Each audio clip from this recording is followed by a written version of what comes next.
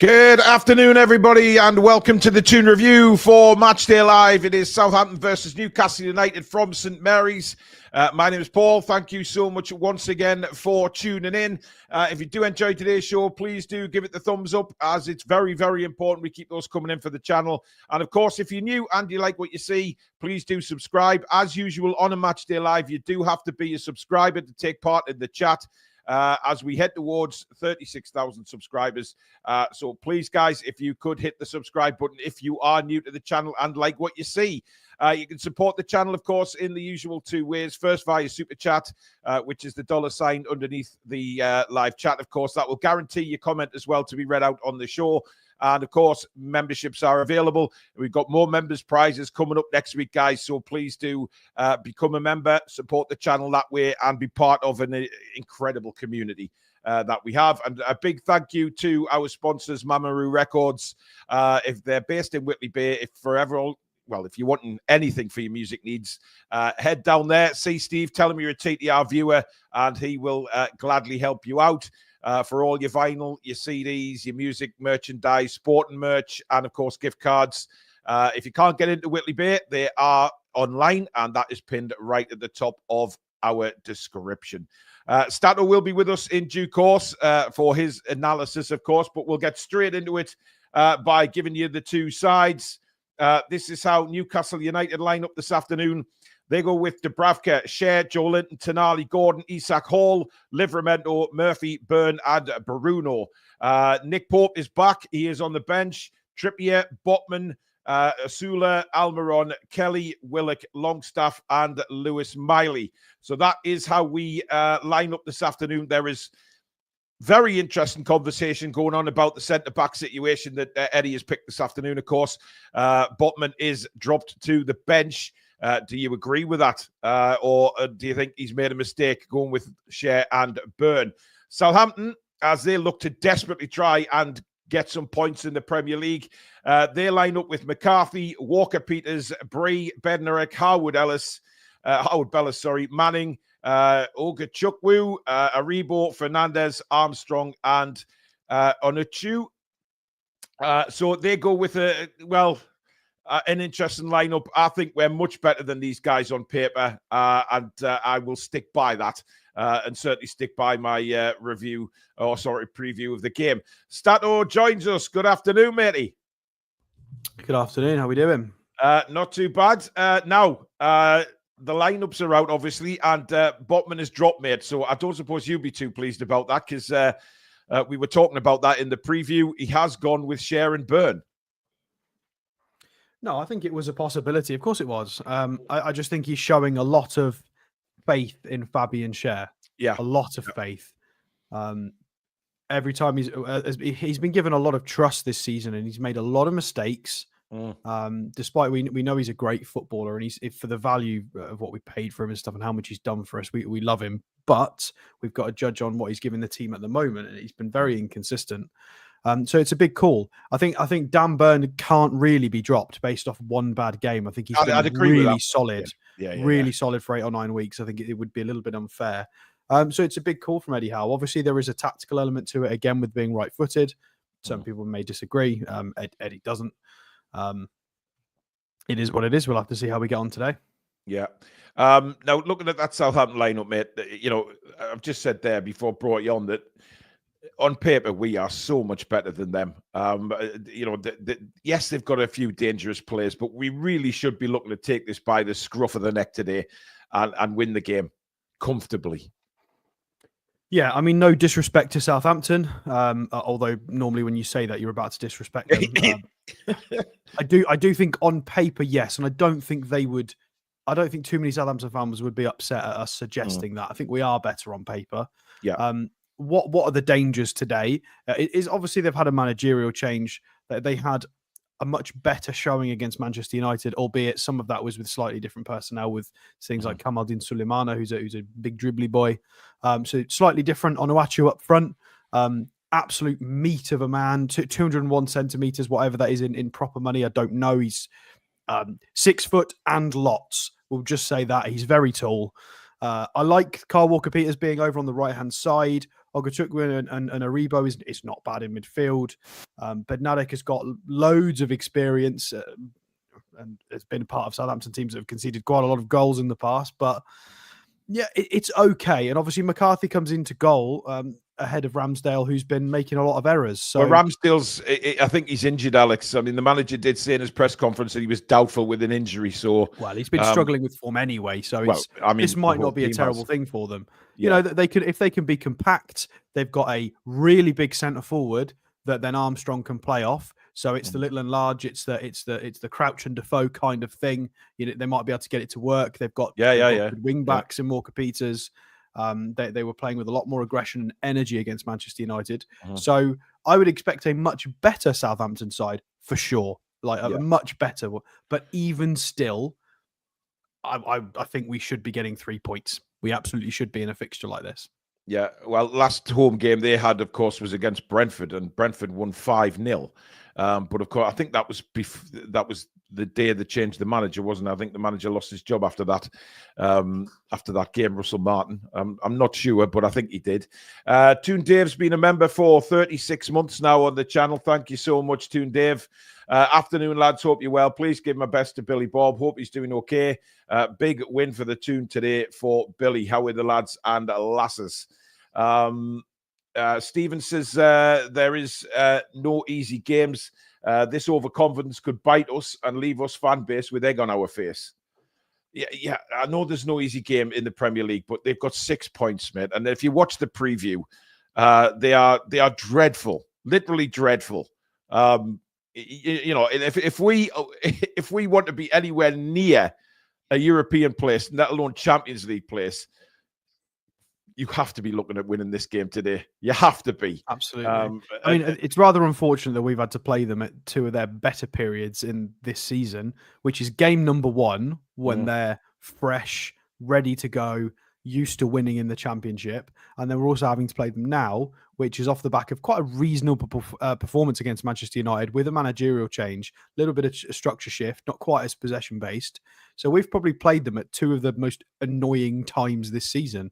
But still, they've got 6 points, guys.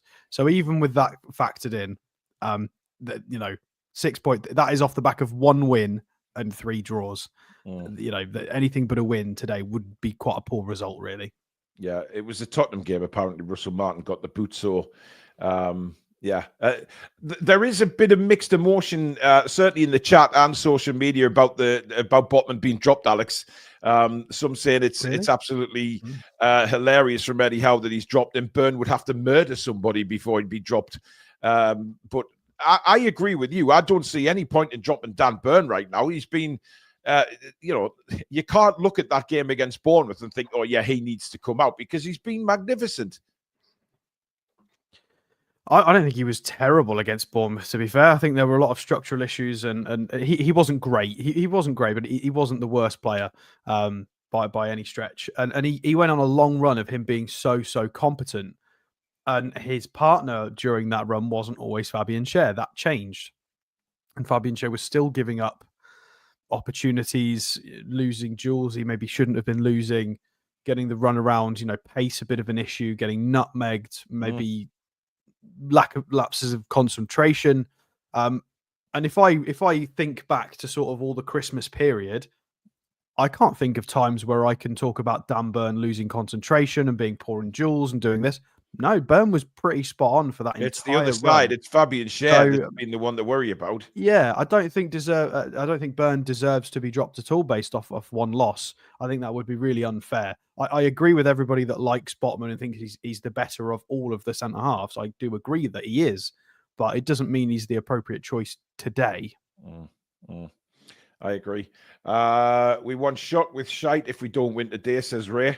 I agree. I think, this is a game that if we don't win, we can be upset about, because this is something that, was thrown at us a lot early season, wasn't it? About the lower league teams. Can we perform?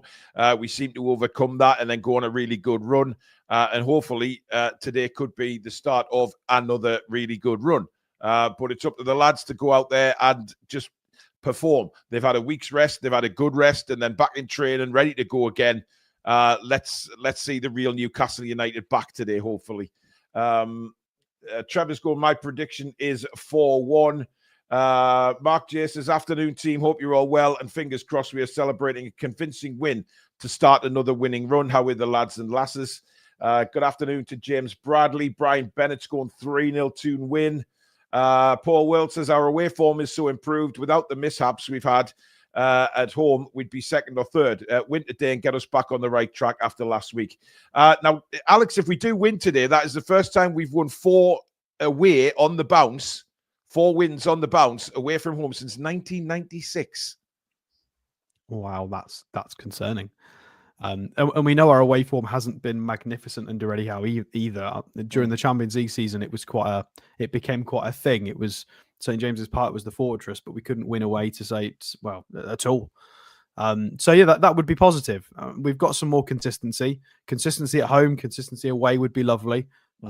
Eddie Howe doubled down in the press conference. I didn't watch it until this morning. I didn't have time to watch it yesterday, but I watched it this morning, and he doubled down by stating that, taking nothing away from Bournemouth, we were fatigued. That was, and he doubled down on that fact. So, and he thinks this is not, indicative of a decline. This is just that game particularly. They were just fatigued. They've had a week off. So based on Eddie's words, these are his words, then I'm hoping we should be considerably better today. Absolutely, fingers crossed. Dan says Big Dan Burner's been one of the players of the season. He has, and look, he's took a lot of flack from us and various other Newcastle fans last season. Left back, of course, played a lot at left back. He's not a left back, and then he's come back to centre back, and he's been fantastic. Nobody can deny that. And to be honest, if it was between the two, between Burn and Cher, there's no doubt who's been the better player this season. Cher has switched off on numerous occasions, and it's always the risk with Fabian Cher. Shane Smith has gifted 5 Toon Review memberships. Thank you so much for that, Shane.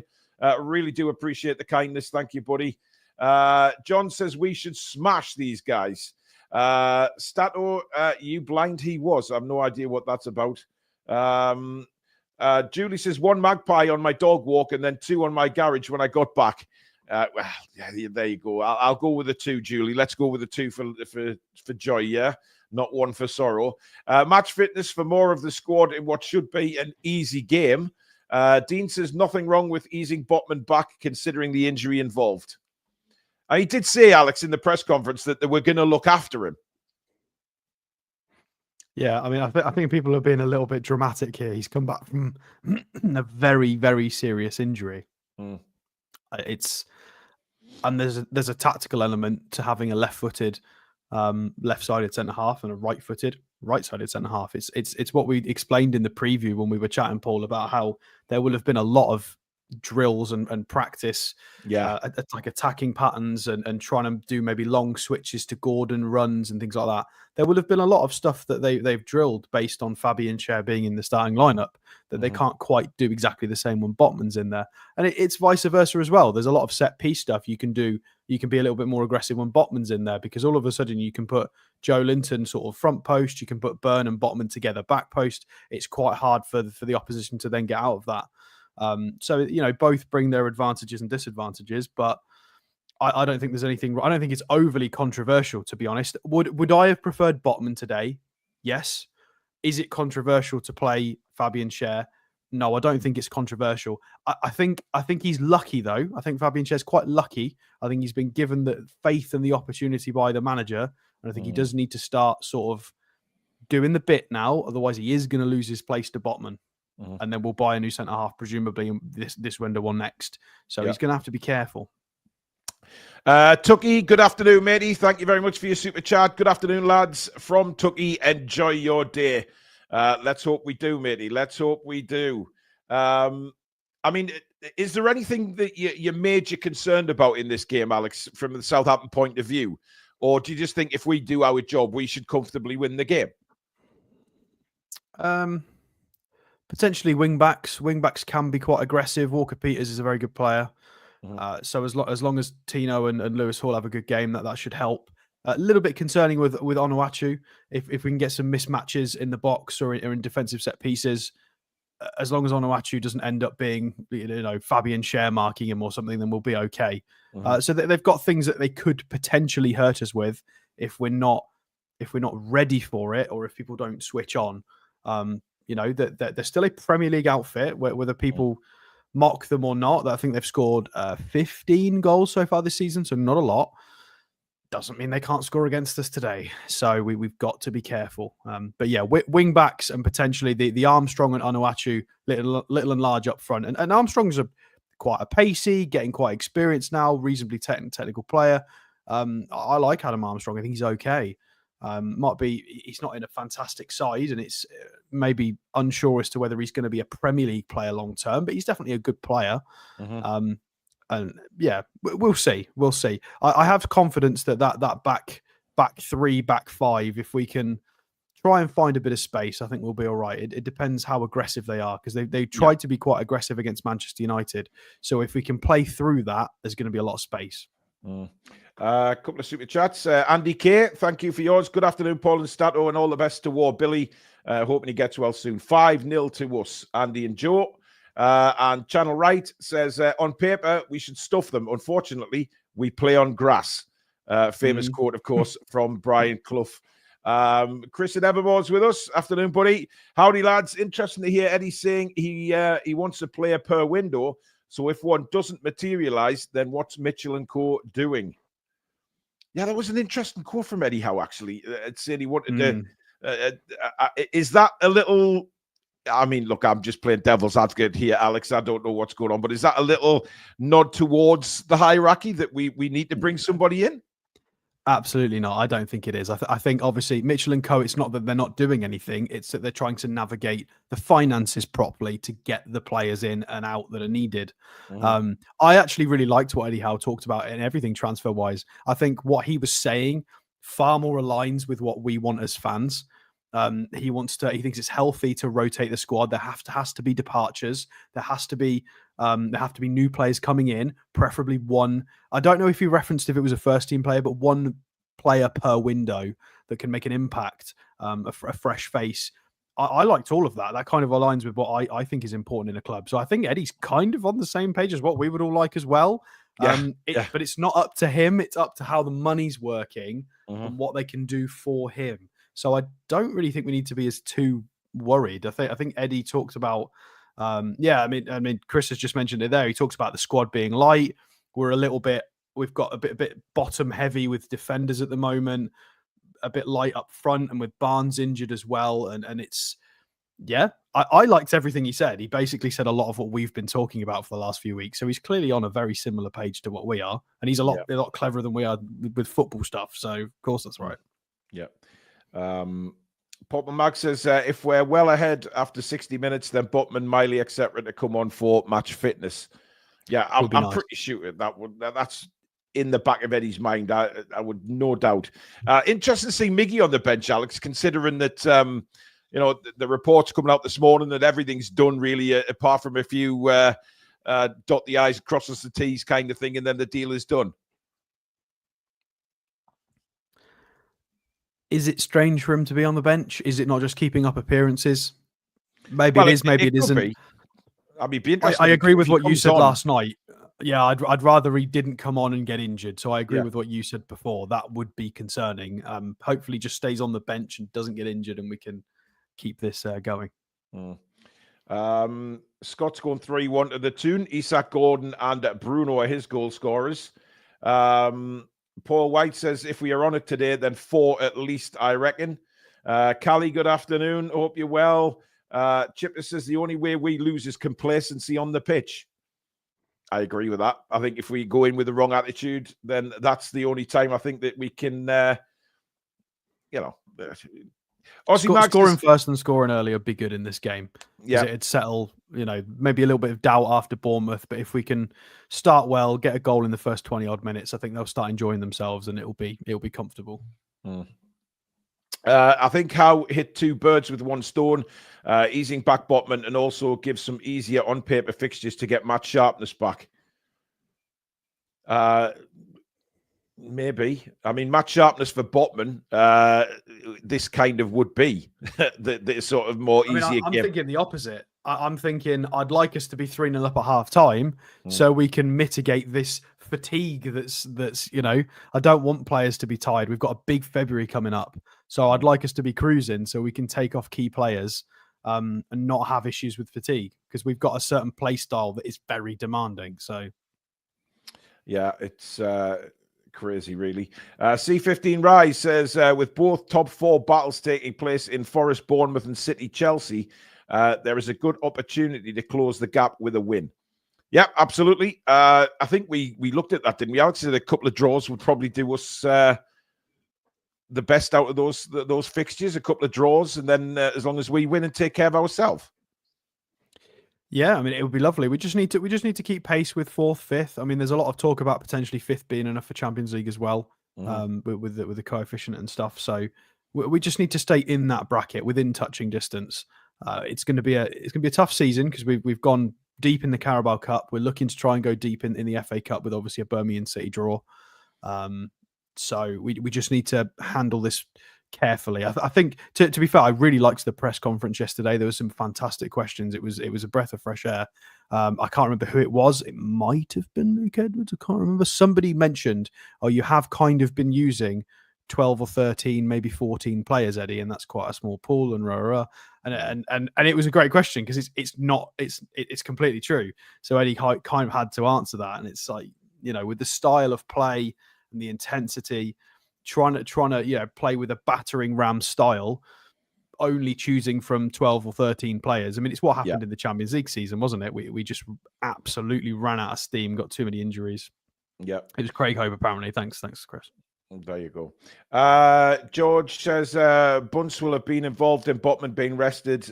All well and good, seeing he's played a few games, but managing minutes will be important. Sophie says the MLS window doesn't open till the 31st.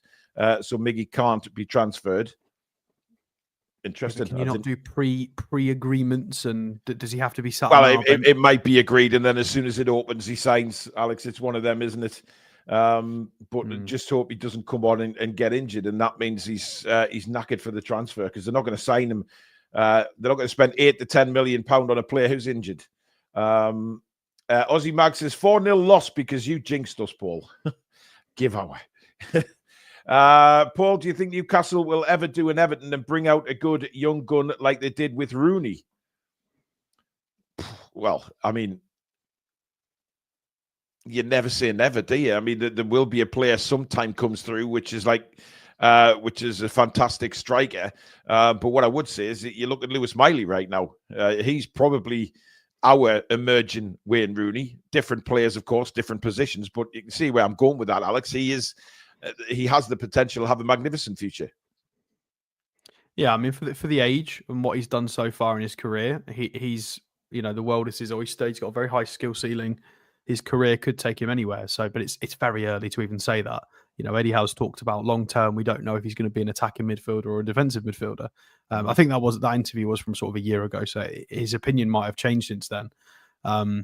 So yeah, it's very early to be talking about things like that. Mm-hmm. Paul says got a real bad feeling about this match today. I hope I'm wrong. Come on, Paul. Bit of confidence, man. Steve says people thinking we're going to romp Southampton need a reality check. Why, Steve? Why? Well, we did romp Leicester and Ipswich. So what is hugely different to the Southampton fixture?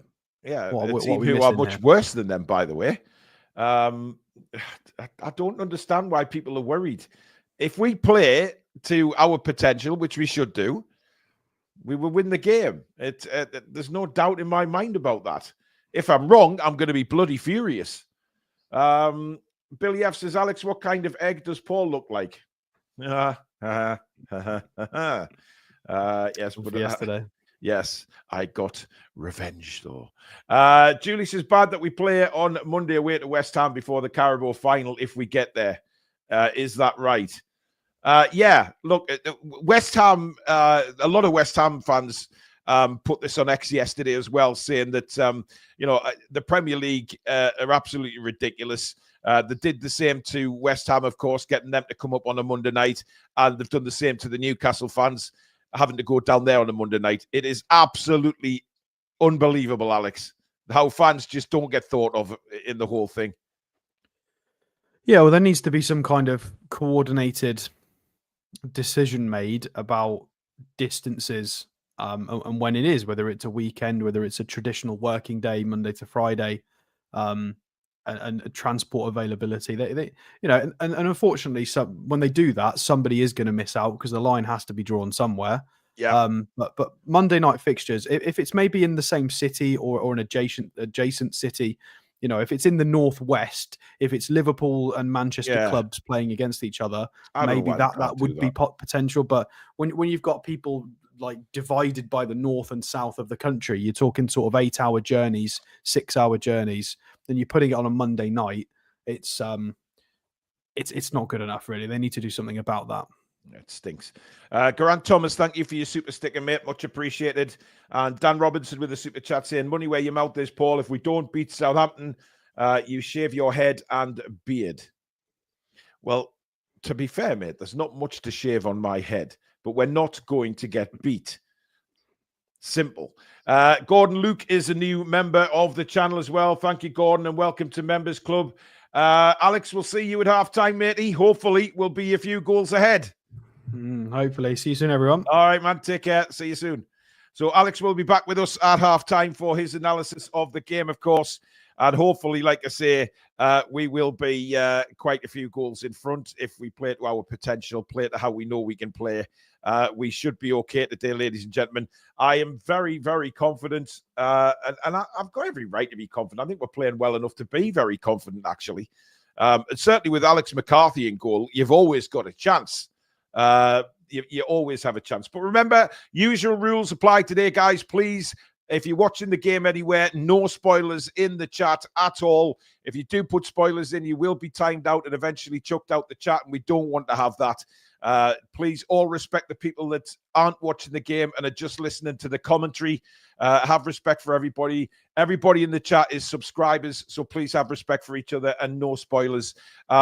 Also, keep subscribing if you are new to the channel. We've got over 2,500 in already before kickoff on both platforms, on YouTube and X. So please head across if you're on X to YouTube and get yourself subscribed. And welcome to all our new subscribers. And let's see what we can finish the day on today. So if you missed the Newcastle side, it is in goal. We have Dubravka. Nick Pope is back on the bench, but Dubravka keeps his place. Back four of Livramento, Shea, Byrne, and Lewis Hall. Midfield three, Joelinton, Tonali, Bruno. And the front three is as the same, Murphy, Isak, and Gordon. Another super chat from Jeffrey Brunt. Thank you very much, Jeffrey. Much appreciated. Abs says, if I say how confident you are one more time, I might start to really doubt you are. Abs, I'm bloody confident. All right? I think this is going to be a game where hopefully we get to see Granny dancing a bit and we get some plenty of goals. Newcastle are playing, well, I thought we might have been in our white strips today, but we're not. We're in our away kit. That's a bit strange because Southampton are playing in sort of red and white. I'm not sure why we're not. Well, what the hell? But we've just come out the huddle and we're ready to go. Just looking at Fabian Schär at the minute. Hopefully he gets back to his proper game. And there is the man himself, Alexander Isak, ready to rave, guys, ready to rave. And hopefully he gets a few goals this afternoon. You'll certainly have looked at Southampton's recent form and thought, yeah, this is a big opportunity for me to get a few goals today. I am damn well going to try. So we're almost ready for kickoff. Southampton will get us underway. Very strange formation for their kickoff. They're lined up all the way around the centre circle. It is Fernandez who's going to get the game underway. But that is a very, very strange layout for a kickoff. However, just waiting for the referee to give us the go-ahead. And there we go. We are underway at St. Mary's on the Toon Review Matchday Live, coming from St. Mary's. And immediately Southampton hit the long ball up the field. They will be trying I don't know whether they'll try the long ball a lot today or not, or whether we will just be too good for them, or it'd be something that we are looking out for today, because the long ball can affect us in lots of different ways. Now I'm just trying to move this. There we go. Thank you.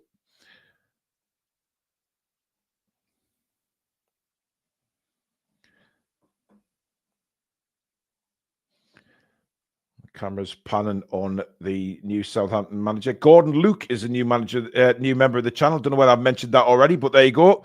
Welcome, Gordon. As Dubravka takes a free kick for Newcastle towards the penalty area, bouncing around.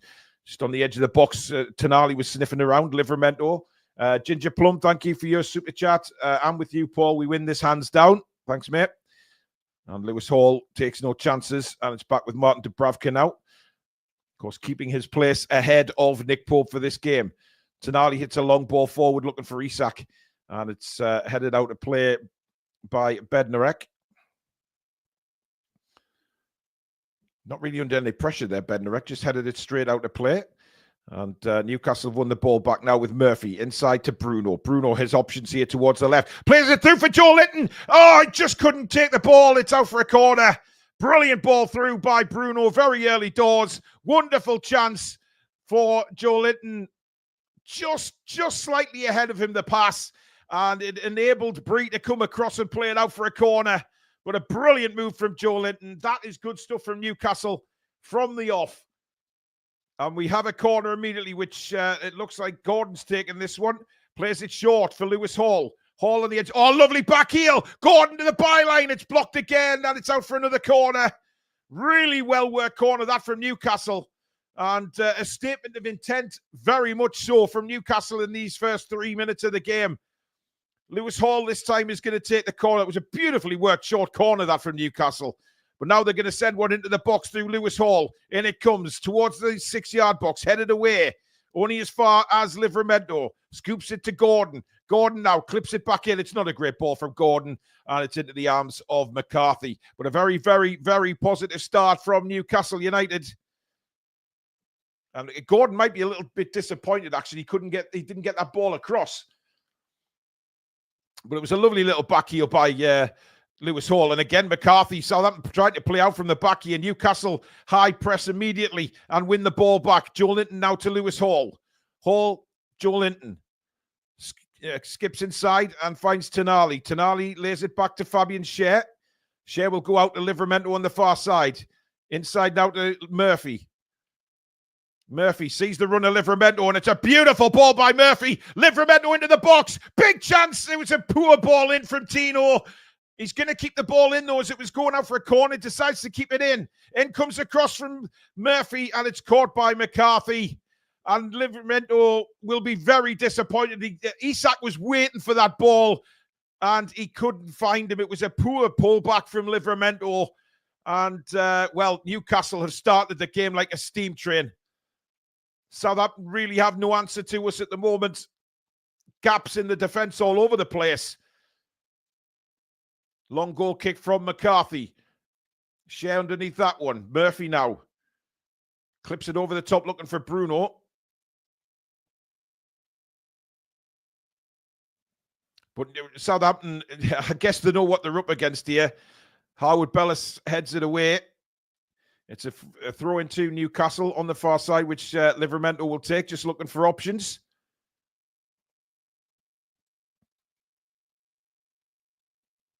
And he finds Isak. Isak with a lovely touch onto Bruno now. Bruno tries to skip it through to Isak, and Isak just couldn't get through the gap there. But look how quickly Joe Linton's in on it. Gordon will pick up the loose ball now to Murphy. Newcastle really going at it here. Joe Linton on the edge of the box. Hits a shot. It's about 10 yards over the bar. But the intent is certainly there from Newcastle United right now. Southampton just can't get the ball. Every time they get the ball, Newcastle are swarming all over them and winning the ball back. Gordon there to Murphy. Murphy plays a nice ball into Joe Linton. And to be fair, Joe Linton's got every right to shoot from there, but he could have actually played Isak in as well. And I think that's what Isak was trying to point out to Joe Linton. But unfortunately, Joe couldn't keep the shot down. But a very, very positive start for Newcastle United, dominating the first 5 minutes of the game here. And every time Southampton get the ball, they are just completely outworked. As McCarthy hits another long goal kick. Howard Bellis now back to McCarthy. And Isak presses. McCarthy goes long again. Sher is underneath this and does well. Joe Linton to Dan Burn. Burn taking his time, seeing what options are available. Lewis Hall now. Gordon. Back to Lewis Hall. Back to Gordon. Hall caught very late there. But Anthony Gordon spins away. Brilliant from Gordon. And he bombs over the halfway line. Can he get the right ball into Isak? Great defending. I think it was Bednarek came across. And he had to because Isak was clean through on goal there. And Newcastle really, every time we get the ball here, we are looking so dangerous. As Southampton run the ball out to play for a throw-in. But I think it was Bree, actually, not Bednarek with the tackle. But he had to make it, and he had to make it convincingly. Otherwise, Isak was through on goal. Gordon just didn't put enough pace on the pass. But the gaps in Southampton's defence, dear God. Here's Lewis Hall. Share now. Across to Livramento. Plenty space for him just inside his own half. Finds Jacob Murphy. Little flick to Isak. Isak tried to give it back to Murphy, but it's blocked and a throw to Newcastle. And certainly Newcastle very, very hungry for the ball here, although they've misplaced a pass there. And it drops out for a Southampton throw-in, which they try and take about 10 yards from where the ball actually went out, and it's been pulled back. Nice little 1-2 there. And Southampton, a little bit of possession here. Spread the ball out to Walker-Peters here. And he's got a bit of space to run into against Lewis Hall. Joe Linton is back there as well, defending as well. Walker-Peters into the box. Hall stops the cross coming in. Good defending by Lewis Hall, but the bounce beats him there. And then again, Joe Linton just puts a foot through it, and it's a throw into Southampton level with the penalty area. They get on with things very, very quickly now. Aribo. Back to Bednarek. He spreads it wide for Howard Bellis for Southampton. Adam Armstrong. Aribo now. Closed down very quickly by Sandro Tonali. He's had to turn backwards, and his only option was to go back to McCarthy in the Southampton goal. He's around 10 yards outside his penalty area. Floats a long ball forward again. Dan Burn, tower and header, and it drops nicely for Joe Linton. Joe Linton's first ball is in for Isak. Isak against two. He had Anthony Gordon there, but he didn't see him. It's come to Gordon, though. Two players had to come and try and get the ball off Isak there. And now Gordon. Back to Lewis Hall. Newcastle just settling the play down again. Joe Linton to Bruno. Bruno tries to get through the eye of a needle. Can't get there. Walker-Peters clips it away. Dan Burn. Again, good defending. Share comes across. Nice play. Anachu really causing problems there for Dan Burn. And I thought that was a foul. The referee said no. Tonali now scrapping for it. And Southampton win a free kick.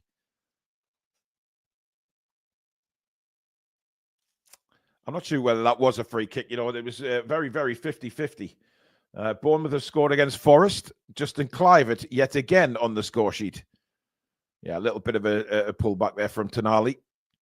Coming up to 9 minutes gone. We've got no goals yet at St Mary's, but Newcastle have certainly had opportunities already in this game.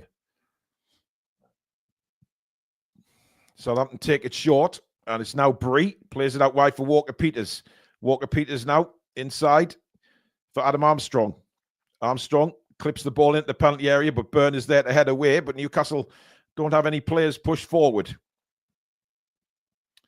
Fernandez, good ball out to Bree. Bree down the line now for Walker-Peters. Burn has come across and he's done very well, but somehow Walker-Peters got the ball. Bree will send it across in here. It's a great shot! It's a goal for Southampton! It's Bednarek! Completely unmarked and bombs a header into the bottom corner, and Southampton leads in the 10th minute of the game. Despite Newcastle dominating the early parts of the game, Southampton score first, and it's again a little bit of a switch off from Newcastle United. I'll have to see it again to see how much space that Bednarek was in there. But Southampton have taken the lead. Burn not really strong enough there. In comes the cross, and nobody picks Bednarek up, and he just smashes it. Brilliant header into the corner. No chance to Bravka. pitiful defending actually from Dan Burn there. Cross comes in. Bednarek is completely unmarked. Nobody picks him up, and he has a simple header into the bottom corner, and Southampton have taken the lead. It's shambolic defending. I mean, nobody picks him up. He's a centre-back, for God's sake. Really poor defending from Newcastle, and Southampton have the lead very early doors in the game, of course. And we need to forget about that and get back on it again. Typical, really typical. Dominating the early part of the game, and then we give a silly goal away. And Joe Linton out-muscled now. And Achu, who's really putting his size and weight around at the moment in this first half. Goodness me, that is a surprise. Without doubt, a surprise. Walker-Peters again now, just over the halfway line. Plays it down for Anachu. Anachu, he's a huge man, that guy. Plays it back for Oguchukwu. God knows how you pronounce that. And now Adam Armstrong heading towards the penalty area again. Plays it out wide. Clip back in. There's too much pace on that, and there's no way on this planet that Harwood Bellis was getting to that one. So, just coming up to the 12th minute, Southampton lead 1-0 at St Mary's. Over 3,700 watching Matchday Live. Please do keep subscribing, guys. Thank you so much, and welcome to all our new subscribers. Isak just sends the ball into the air. Nothing really on that, and Southampton get the ball back. And that goal has just rocked us a little bit there because we were clearly on top, but we give a stupid goal away, and it's now Southampton who have the belief at the moment. Walker-Peters. And that's a ball forward for Anachu again. Burn has come across, and Burn gets it away. Bednarek ahead of Isak. Livramento to Cher. Plays it back now for Dubravka. Nice little ball back to Cher. Cher finds Murphy. Murphy now. Very deep in his own half still. Back to Martin Dubravka. Dubravka to Livramento. Livramento will turn and bomb forward. Good play that from Tino. Brings it forward again. Finds Lewis Hall. Hall now can give it to Gordon. Gordon, he's got Hall on the overlap. He's got Tino Livramento inside him. Gordon fancies coming in. Nice 1-2 with Joe Linton, but Gordon couldn't take the ball with him. And now a rebound for Southampton. Tackled well. But again, Ricochet heads straight to a Southampton player and played over the top. Back to Fabian Cher now, just inside his own half. Newcastle need to respond. Murphy. Inside now for Lewis Hall, who's come up, Bruno, who's been taken out. No foul, said the referee. And Southampton get away again. And Adam Armstrong down the left-hand side. Tonali is there, though. Armstrong running at Tonali. Cuts in on his right foot. Adam Armstrong whips in a shot. It's straight into the arms of Martin Dubravka. But dear me. Dear me. As Lewis Hall now sends a ball looking for Gordon. It's a great ball, but I think that might just skid off the surface. And out for a Southampton throw. And Bree leaves it for Kyle Walker-Peters. But Dubravka tested there from Adam Armstrong, but his positioning was excellent. As Armstrong's shot ended up being straight down the barrel of the gun for Martin Dubravka. Collected it nicely as well. Southampton, Anachu. No foul, says the referee. Good strong tackle from Byrne. Poor ball by Tonali, trying to find Bruno. Joe Linton in with a tackle. And a Southampton throw in for Walker-Peters. We just need to settle back down here. No need to panic yet. We just need to settle down. You know, that first 9 minutes of the game, we were blitzing and we were passing really well. Then Southampton go and score the goal, and it's just rocked us a little bit. Walker-Peters to Anachu. Fernandez. And that's nicely done by Southampton, working the space across to the left-hand side now. Harwood Bellis plays a ball through. It's a good ball for Armstrong. Armstrong trickery and a left foot shot over the bar. Nice bit of trickery there from Adam Armstrong, giving himself a little bit of space. Of course, he is stronger on his right foot. That was on his left foot. I got some good power behind it, but kind of sliced it a little bit. And now Dubravka with the goal kick for Newcastle. Sends it long.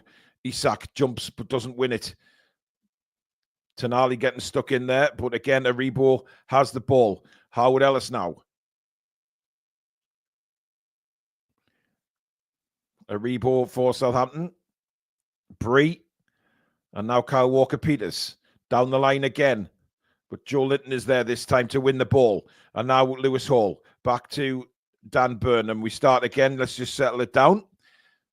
And it's with Fabian Schär to bring it out for Newcastle.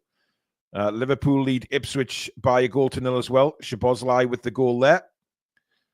As Livramento now down the right-hand side for Newcastle. Tries to cut inside. He's tackled.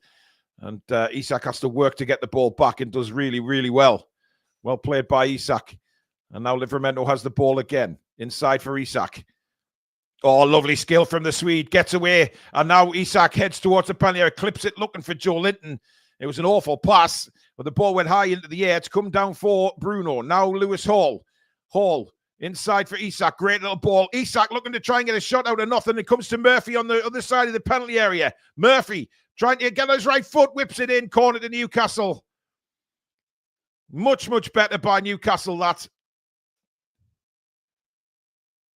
Murphy tried to drive the ball. There was no space for Isak to hit a shot. Murphy does well. He skips around Manning and then hits a really strong shot. But it's deflected out for a corner. And it comes again from Hall. Headed away at the near post this time. Murphy not really strong enough, and Southampton managed to clear the ball. And Dubravka's come all the way out his box, almost to the halfway line. Needs to be careful here. And lays it off to Livramento. And now Hall. Livramento. Nothing really in front of him. Has to go sideways to Toon. I mean, Gordon is completely unmarked on this left-hand side here, but they still build up down the right. Livramento. Murphy. Now they will switch with Byrne. Schär now can give the ball to Gordon, who's come inside. Little touch to Joe Linton. Now Lewis Hall. Nice bit of football that from Newcastle. Hall. Nothing really moving ahead of him. Has to go back to Fabian Schär.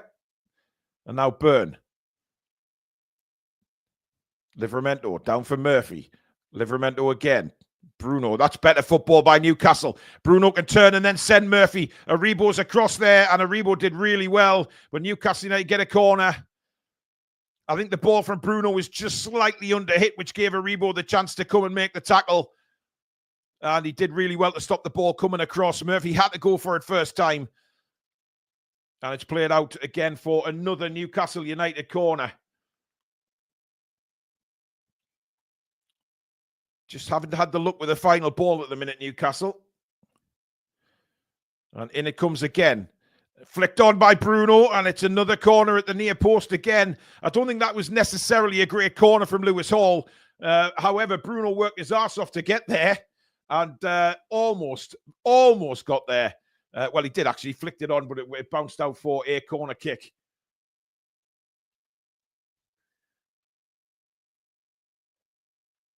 And again, it's a left footer. It's a very deep one, and McCarthy does very well to keep his eye on that one and claims the ball for Southampton. 19 minutes gone. It is Southampton 1, Newcastle United 0 from St Mary's. You're watching Matchday live on the Toon Review.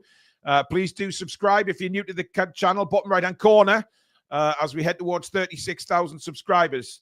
Over 4,000 of you watching now. Don't forget to hit the like button as well, guys, as it really does help the channel in the search results. Long goal kick by McCarthy is abysmal. It's straight out to play just over the halfway line. Shocking goal kick that from the Southampton keeper.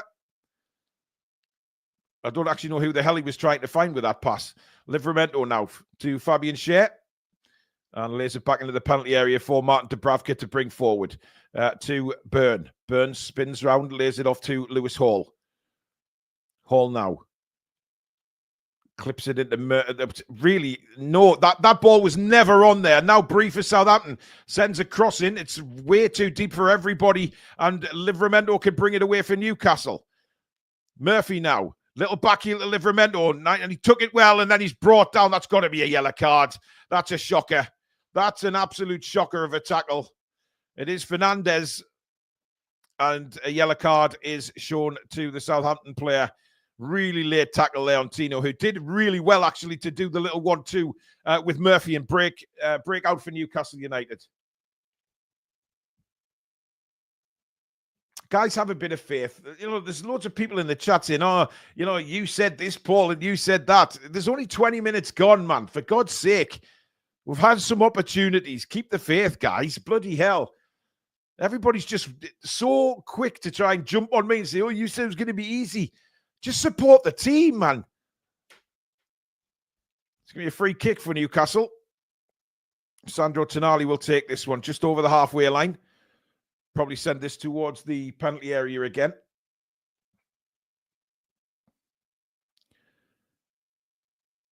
And it's Bruno now just on the D. Bruno looks for a shot. Still Bruno finds Isak. That's got to be a penalty, referee. That is a penalty, surely to Christ. He didn't touch the ball. He's saying it's a corner. How is that not a... That's got to be a penalty. Brilliant play from Bruno. Beautiful ball through. That's a penalty. That's got to be a penalty. Did he get the ball? No, that's a penalty kick. That's got to be a penalty. Surely VAR have got to give this as a penalty. The referee's got to go back to the screen here. He did not get the ball. And I think VAR are going to tell the referee to go straight to the screen here. This cannot be... This is a penalty, guys. He didn't win the ball. Never in a million years did he win the ball. He didn't touch it. He's brought Isak down. That is as clear as day as a penalty as you're ever going to see. What is taking so long? It's a horrendous tackle. Doesn't get the ball. Impedes Isak. Look at that. He chops him down. That angle there just says it all. It's a penalty kick. Oh, my God. Here we go again. It's not a clash of legs. I know the commentary is saying that. That's not a clash. He puts his leg across Isak and brings him down. It's a clear penalty. You can see from those two angles that we've just seen now that he does not win the ball. You've got to tell the referee to go to the screen.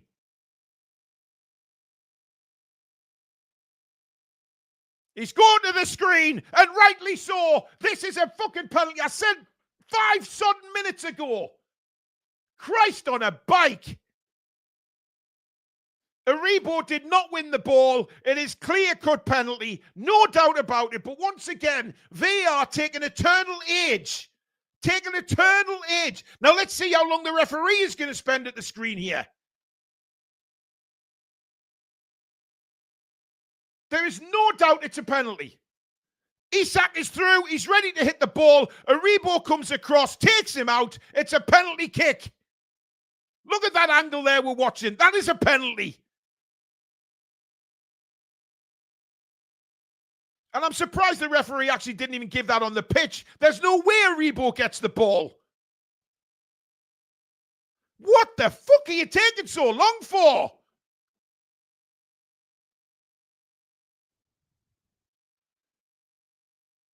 Well, referee coming back now. What's he going to give? A penalty kick. And rightly so. Clear as day. And why has it took over bloody nearly 5-6 minutes again? It's a clear penalty. Jesus Christ. He puts his legs across Isak, stops him from shooting, and brings him down. What is so hard to decide about that? There's no reason for VAR to take so long. You just look at it, you say, right, there it is. He didn't get the ball. He's brought him down, stopped him shooting. It's a penalty. Jesus, any way to try and stop it being a penalty. Unbelievable. Anyway, Isak is going to take the penalty for Newcastle United. We're coming up to 25 minutes gone. We haven't had any play for 6 bloody minutes. Ridiculous, man. No spoilers in the chat, please, if you're watching it elsewhere. Isak now steps up. And scores! penalty from Isak. Just gently rounds up, little hop, skip and a jump. Bang! Get in! It's 1-1 at St Mary's. So go and grab your granny, because the Toon are now coming for you, baby.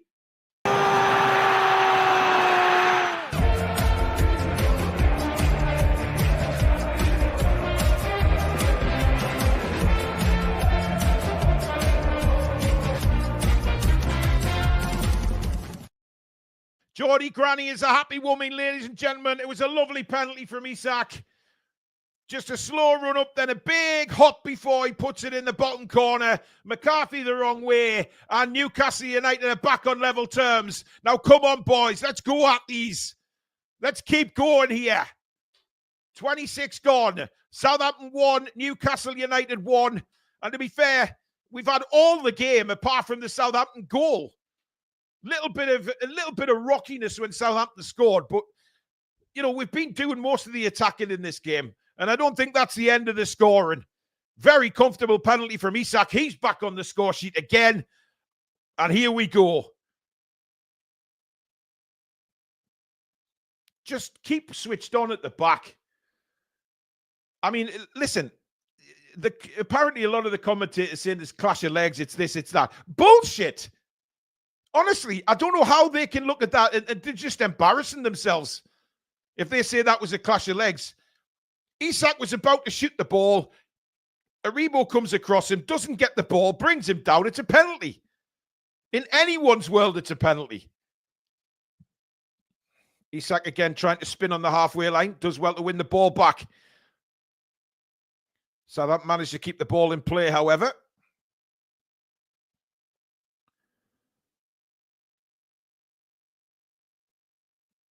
And Achu's causing some real problems for us. I mean, he looks like a huge, big, bulky striker, but he's very gangly as well.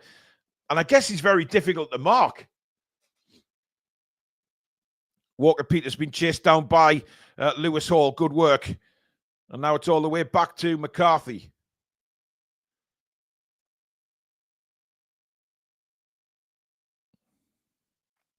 Burn, and then Nacho just sticks out a big, long leg. Tonali tries to get stuck in there. It's a real scrap in midfield, but we come out with a ball with Tonali, and he bursts down the left-hand side. Tonali now looking for options. Lays it back for Anthony Gordon. Gordon now inside for Hall. Leaves it for Isak. Nice play that by Newcastle. Isak works it to the right to Bruno. Bruno on to Murphy. He's got an overlap from Livramento. Doesn't use him. Cuts back inside for Bruno. Bruno looking for a purple shirt. Finds it from Lewis Hall. Back to Tonali now. About 5 yards out of the box. Plays it left for Hall. Hall now. Inside for Isak. Nice bit of play this by Newcastle. Isak through to Bruno. Little flick. That's brilliant football by Newcastle. And a great save by McCarthy. It was straight at him, but he punches the ball into the air and then manages to catch the ball. Brilliant bit of interplay by Bruno and Isak there. And Isak, unfortunately, couldn't find the corner. Oh, that was 2-0. Dugout channel, thank you, Doug. Member for 35 months on the channel. Afternoon, Paul. Hope you and the family are staying safe from the storm. Absolutely, and you too, mate, because I know you've had it really bad in Scotland. George with a super chat. Well, so much for my prediction of 1-0, but we are back in the game. Absolutely back in the game. It could have been ahead there, but it was straight at the goalkeeper. But Tonali again now for Newcastle. Inside for Murphy. Murphy, nicely done. And again, plays it into Isak. Wonderful control. 2-1. What a goal from Newcastle. And it's a clinical finish from Alexander the Great. He was a ball fired in from Murphy. Isak took it brilliantly and then just rolled it into the corner past McCarthy. And it's Newcastle United 2, Southampton 1. Grab your granny because the big sweet's having a cigar.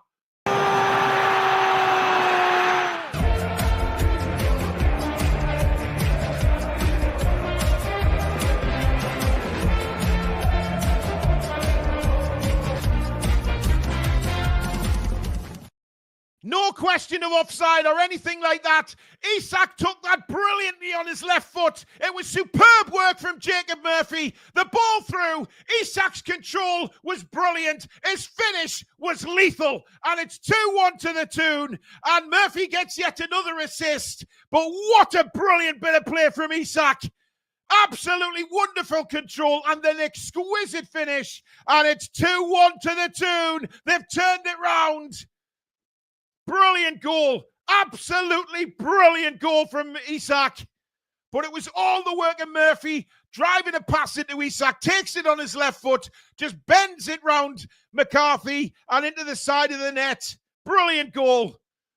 Brilliant, brilliant, brilliant.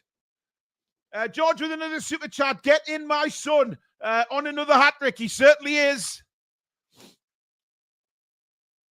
The ball with Joe Linton now into Bruno.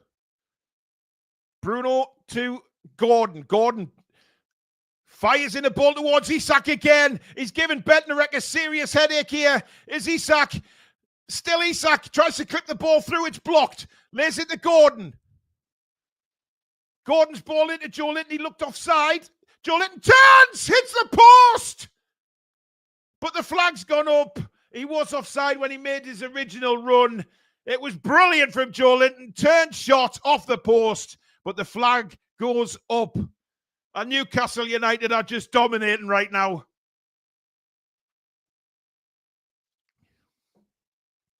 Brilliant hit by Joe Linton, that. Brilliant. But I think McCarthy actually might have got a hand on that, but the offside flag went up anywho. And it remains 2-1 to the Toon. I can't get over that. Brilliant control by Isak for that second goal. And he's got the beating of Bednarek all day long in this game. All day long. Iheanacho, Tonali all over him. Look at the fight from Newcastle to win the ball. Great tackle, Tino Livramento. Murphy finds... Oh, that is superb by Tonali. Laid it to Joe Linton. Joe Linton quick to Bruno, and the space is found again. Gordon now to Joe Linton. Lovely ball to Byrne. Byrne has Hall now. Hall. Gordon spins inside, spins outside, back inside. Poor ball low to Joe Linton, but we win it back through Tonali. And now Fabian Schär. Livramento in space on the far side. Tino now brings it forward for Newcastle. Murphy again goes on that run. Tino just couldn't get him the ball. Now Bruno. Tonali. Lovely ball into Isak. Isak now plays it through, looking for the run of Murphy. Murphy puts his thumbs up to say great ball. Just slightly overhit from Alexander Isak there. But this is more like it from Newcastle, without a shadow of a doubt. 33 gone. Southampton 1, Newcastle 2. Both goals from Isak, one from the spot and one a bloody exquisite finish is all I can say about the goal. Absolutely exquisite. And again, good high press by Newcastle. Steve Mallam, a member for 30 months on the channel. Thank you, Steve. Nothing but respect for those of you who have to deal with delayed streams every week. It's rare I'm not at the match, and this is unbearable. Anyway, long clearance is only as far as Murphy. He does well, but slightly too high to get any sort of direction on the header. But Tonali wins it back. And Isak into the box again. Isak, great save by McCarthy down to his right with his feet. And Isak almost gets the hat-trick in the first 33 minutes. Here's Hall again. Lewis Hall trying to take on players. Joe Linton comes in there. Southampton are really pressed back against the walls here. Byrne. Gordon skips inside again. Bruno manhandled to the floor. Free kick to Newcastle United. Agokwachu, or whatever his name is absolutely furious. It's Joe Linton, actually, who just stuck his big ass out and forced the foul. But Isak is looking so hungry here, but he's getting so much space in the penalty area. Southampton just can't keep track of where he is. But credit to McCarthy there. It was a low, hard shot into the corner by Isak, and he stuck a right foot out and managed to save it with his foot. Incredible stuff. Hall and Anthony Gordon over the ball here for Newcastle. Coming up to 35 gone. Please keep subscribing if you are new to the channel, guys. Bottom right-hand corner. Our bid is to get up there near 36,000 again. Gordon now leaves it for Hall. Hall swings it into penalty area, heading away. Isak on the edge of the box. Just couldn't control it. In comes Bruno. Ball bouncing around. Bruno flicks it through for Schär. Just couldn't get purchase on it. but the offside flag had gone up anyway. Jimmy Barr, member for 14 months. Great to see Isak find the back of the net. 1v1 on the keeper. He missed a few of them this season. We're looking like scoring every time we go forward. We are. And Southampton can't get out their own half at the minute, never mind anything else. The press from Newcastle is incredible. And now Fernandez finally gets out of the half. Does well, actually. He's got Walker-Peters on this near side. And Southampton with a very rare entry into Newcastle's half here. But again, Newcastle's midfield chomping at the bit to win the ball. Joe Linton wins it. And the deflection bounces quite nicely again for Southampton. Played out wide now for Manning.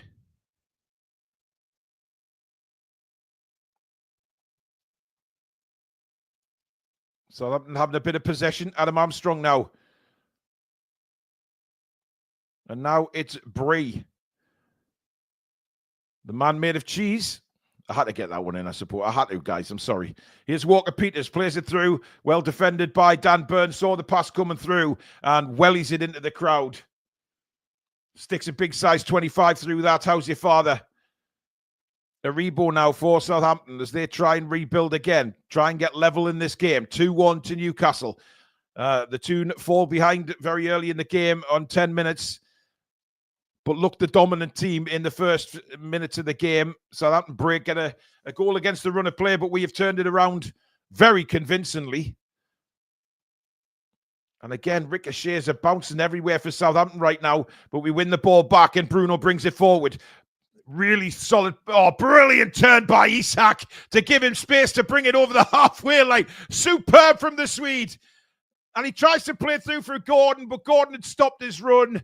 And again, Gordon applauds the pass from Isak, but unfortunately, Gordon thought it was going to go to Lewis Hall, so didn't keep the sprint going. And Southampton managed to get the ball back with McCarthy.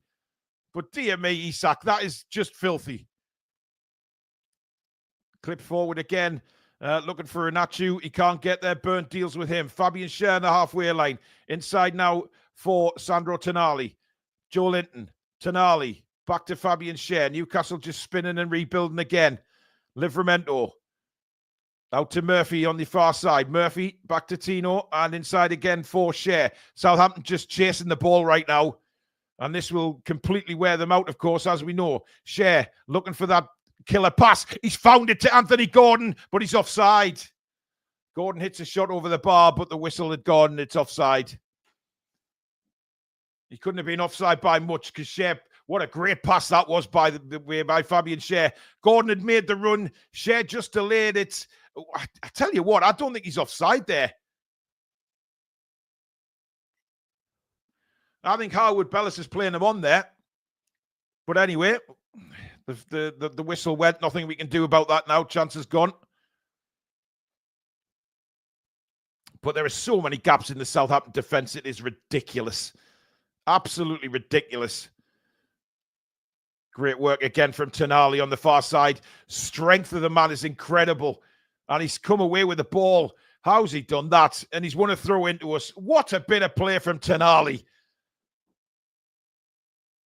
I mean, the frustration on the Southampton players is like, how the hell do we get the ball off this guy? Joe Linton now. Bruno brilliantly takes it. Bruno sends Anthony Gordon away now. Gordon, Lewis Hall is making ground up as well. Gordon into the box, onto his right foot. Anthony Gordon lays it off for Bruno. Bruno on the edge of the box again. Bruno clips it through. It's too high for everybody. And out for a goal kick. It went right between Bruno and Isak. Isak and Murphy, and out for a goal kick. But again, so dangerous on the attack, Newcastle United. They have no answer for us at the minute. As we look at Matt Letizia there, just a shake of the head. Of course, Letizia loved to play against Newcastle in his day. Never forget the goals he scored against us at the Dell. Some absolute wonder strikes. But it remains 2-1. As we're coming up to 5 minutes left in the first half. There'll be a bit to be added due to the ridiculous amount of time that VAR added for the Newcastle penalty. As we have a head injury here, the referee stops the play. I think it's Fernandez who's down. Well, he's now getting back to his feet, so I think he'll be okay there.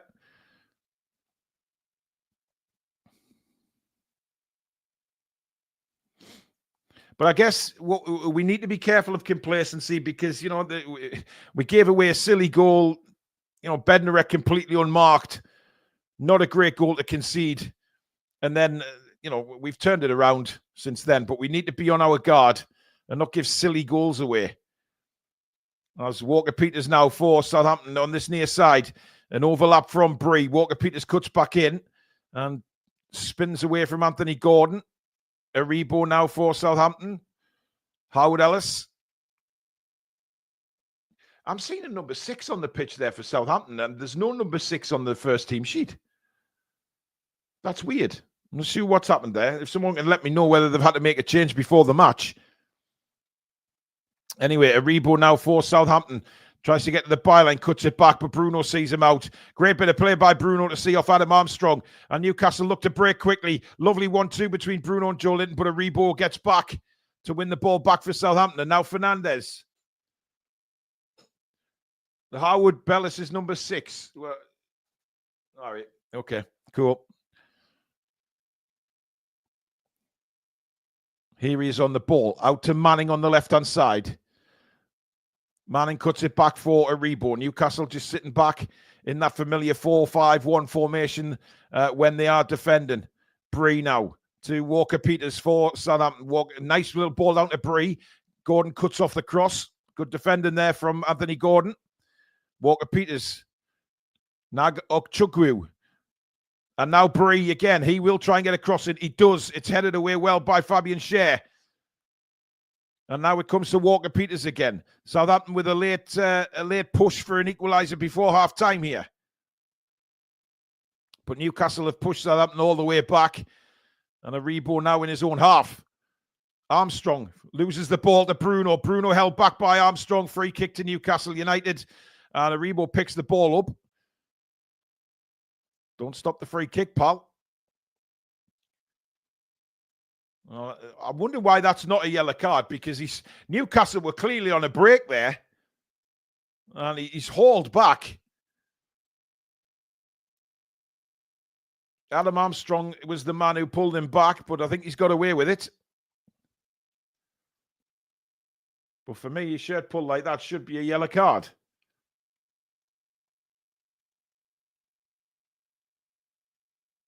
Guys, stop asking for streams in the chat, by the way. We're not allowed to give any out. So please don't ask for streams in the chat. Unfortunately, we can't give them out. In comes the free kick into the penalty area again. Schär and Byrne go up for it. Comes down to Anthony Gordon. But the offside flag has once again gone up, and a free kick to Southampton. Still 2-1 to Newcastle. Please keep subscribing if you're new to the channel, guys. Bottom right-hand corner. We've got nearly 5,000 watching at the minute. Thank you all, and welcome to our new subscribers. Please don't forget to give it a thumbs up as well, as that really does help the channel in the search results on YouTube. I mean, possession shown is 50-50, but my God, have we made a big impact on this game? A huge impact on the game. I'm not sure why Newcastle United strip has changed on our settings, but never mind. Here comes Southampton again. And it's Walker-Peters now, deep in the Newcastle half on this near side. Back for Aribo.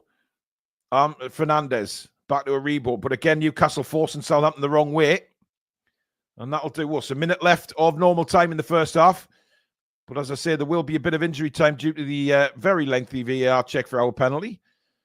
Cross comes into the box now, and a header just wide of the post, and I think that was from Walker-Peters, but it was never really going on target. It looked like Dubravka was scrambling a little bit, but yeah, Lewis Hall needs to be better than that there. Walker-Peters got the jump on him in the penalty area. And got to the ball first. Dubravka scrambling at first, but then realised that the ball was gently passing out of the post.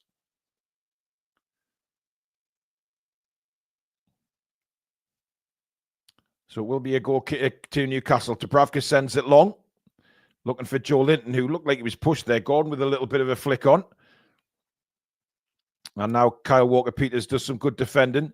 The 45 is up and only 3 minutes of additional time. Okay. Wasn't expecting just 3 minutes, but here comes Southampton down the left-hand side again with Manning. And a Rebo now. Inside for a Guwuchu. A Guchu now. Plays it left again. Fernandez brings it forward. Out to Manning.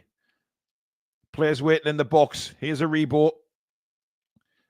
Again, they can't get the crossing, though. Good defending by Newcastle. Southampton just finishing the half with quite a bit of possession here. This time the cross will come in, and Dubravka says, "That's mine. Thank you very much." Great goalkeeping, and safely in the arms of Martin Dubravka. Guys, please stop asking in the chat how people are watching the game. We can't give any streams out. Mods, just make sure, please, that no streams are given out, and please delete the comments if they are. We're not allowed to do that, guys. Just have some respect, please. Here's Dan Burn. Now Lewis Hall. Inside for Joe Linton. Joe Linton almost lost the ball there. It was an interesting tackle. Awuchu's gone down screaming in pain.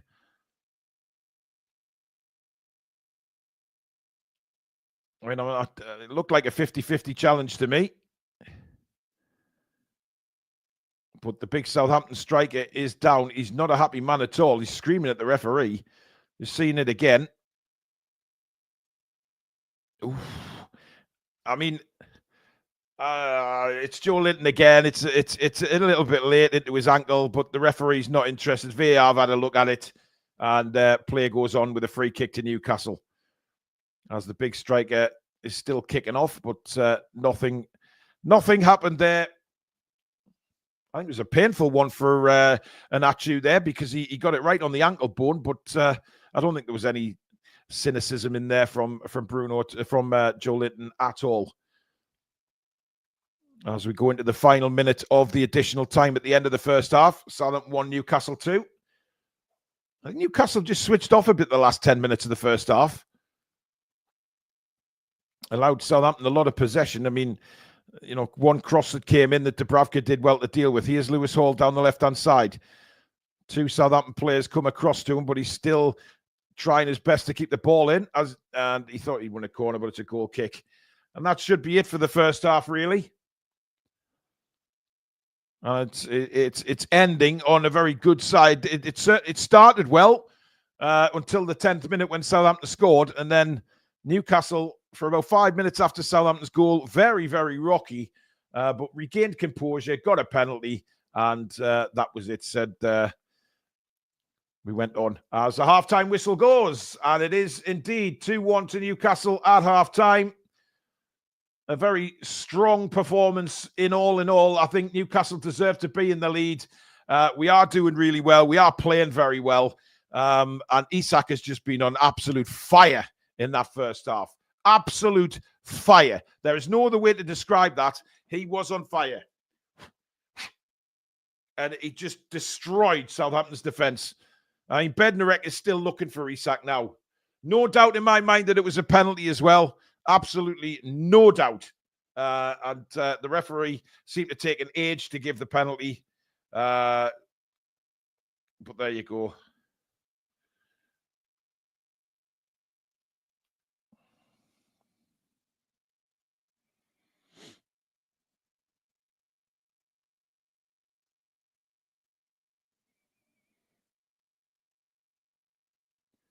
Right, let's just have a look at some of the scores in the Premier League right now. Bournemouth 1, Nottingham Forest 0. Big game down there. Justin Kluivert on the score sheet again in the 9th minute for Bournemouth. We've got Brighton 0, Everton 1, and Dye with a penalty in the 42nd minute. So that is a surprising scoreline from the Amex. Liverpool 3, Ipswich 0.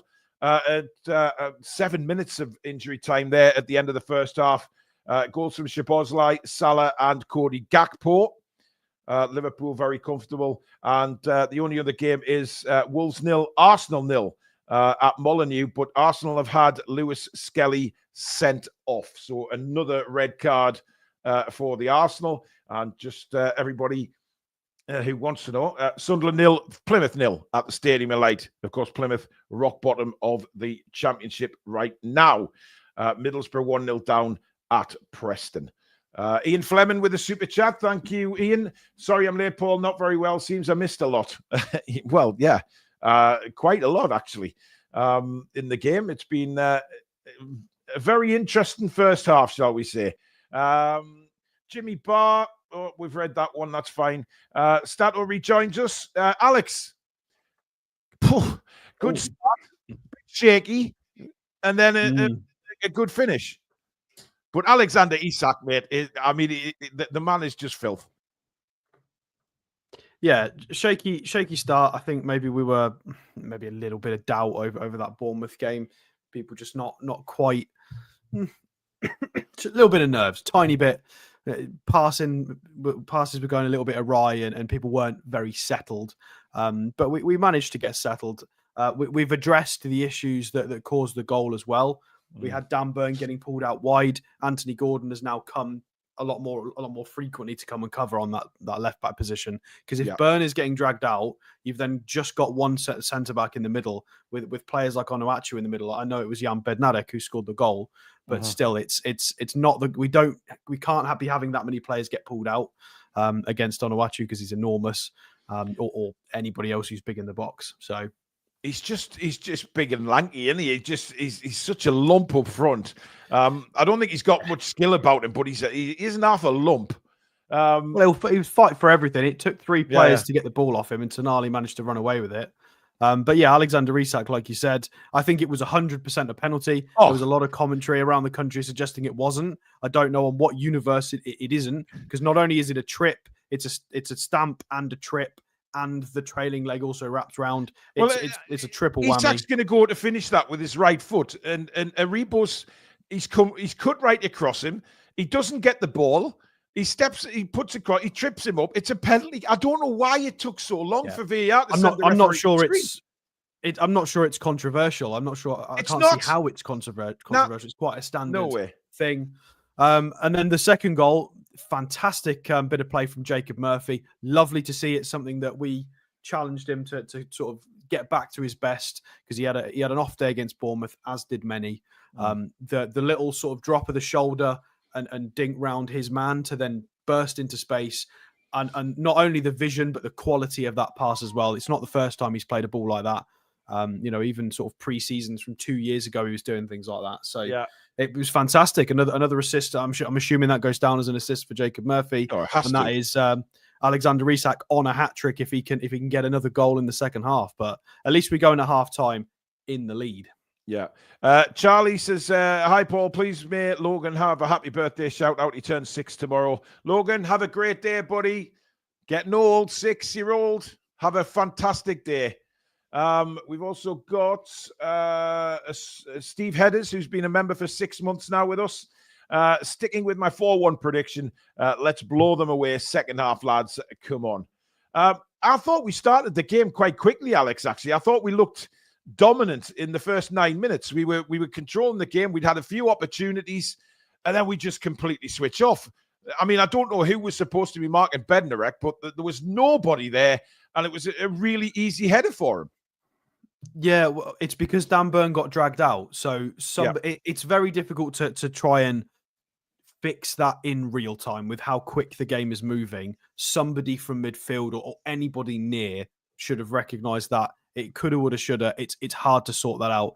We fixed it as soon as we went down by bringing Gordon back. And, it was as fun as it is, Anthony Gordon and Lewis Hall going on their funny runs together. Sometimes we just do need to make that left-hand side a little bit more solid. That was a good example of that. There was a lot of freedom to get the ball in. Dan Burn was out of the box completely, and it was too easy. Well, I thought Dan Burn didn't do well enough, actually, Alex, when he went in for that tackle on the touchline. I thought he got in the mixer. It was more the fact that there was a spare man with a free ball in, but he wasn't a set piece for them. It wasn't strong enough for me, but by the by, it was marking in the box was absolutely dog rot. And then we went very shaky after that for around 5 minutes. Southampton had a bit more possession. Adam Armstrong had a shot straight at the goalkeeper, but then we we do look like we can score every time we go forward. There is so much space. The ball's coming into Isak and he's turning and thinking, Christ, there's nobody walking us here. I've got wonderful opportunity. He could have had a hat-trick. McCarthy made a good save. Yeah, it was a very good save with his feet. We do look dangerous every time we go forward. I would like to see a little bit more from corners. The very first corner of the game, the short corner, was beautiful. It was a fantastic short corner. Little back heel it's a by shame. Hall, yeah, it's a shame it didn't result in a goal. But the rest of the other four weren't fantastic. So 5 corners, no goal. I would like to see us. I know you're not supposed to score all the time from corners. I get the conversion rate is not that consistent, but I considering the height in our team and how many corners we do generally get, I want to see us be doing better. We've had some set pieces from deep as well on top of the 5 corners. I'd like to see a goal from a set piece today, because we're clearly doing so much work on it. These fancy short corners look fantastic, but we just need to make it count. And a lot of people went with sort of 3-1s, 4-1s predictions. I went with 3-1s, and it's looking fairly on point for that. We just need to make sure we don't slip up. Everybody needs to stay focused. Or Fabian Schär needs to stay positionally aware. Players like Joe Linton need to make sure they're a bit careful. They don't absolutely murder somebody as he nearly did in that Joe first half Linton as lucky well. not to get a card there at the end of the half? I think it needs to be a bit higher. I think it was very clear it was a continuing movement for the ball. I think there was enough in that for it not to be too much of a problem. But he is a lucky boy. If that had been a bit more and a bit higher, he might not have got the benefit of the doubt. So we need to be careful, and we need to play our game in the second half and make sure we wrap this up. At least one more goal, and then try and get some of the big hitters off and rested. I mean, Isak could have 5. I mean, he generally could. I mean, he hit one that McCarthy saved. Actually 2, because there was another one he had a shot straight down the throat of McCarthy, and then of course Tino Livramento made a brilliant run into the box, and he was standing unmarked, and Tino just couldn't find the pass to him, and that would have been another tap-in. But it's something that Tino needs to work on. Yeah. But the fact that we're creating so much is completely different to last week. Hotspur Jim Rat, thank you for super chat. Love J7, but I always feel like he's not on the same wavelength as Bruno, Gordon, and Isak when it comes to final passes. What do you guys think? Are we talking about Joe Linton specifically? Yeah, I think Joe's done. I think Joe's been fine. I'll tell you what I don't like is the shots. Every game he has a couple of shots from 30 yards that are just rose ed. Yeah, and I'd like to see that.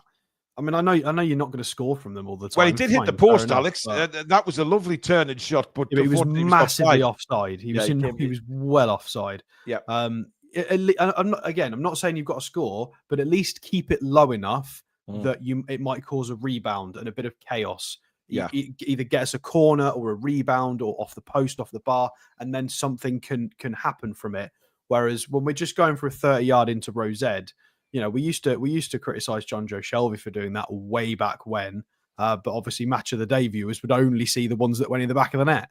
And J7, I think we need to stop being a little bit wasteful with it.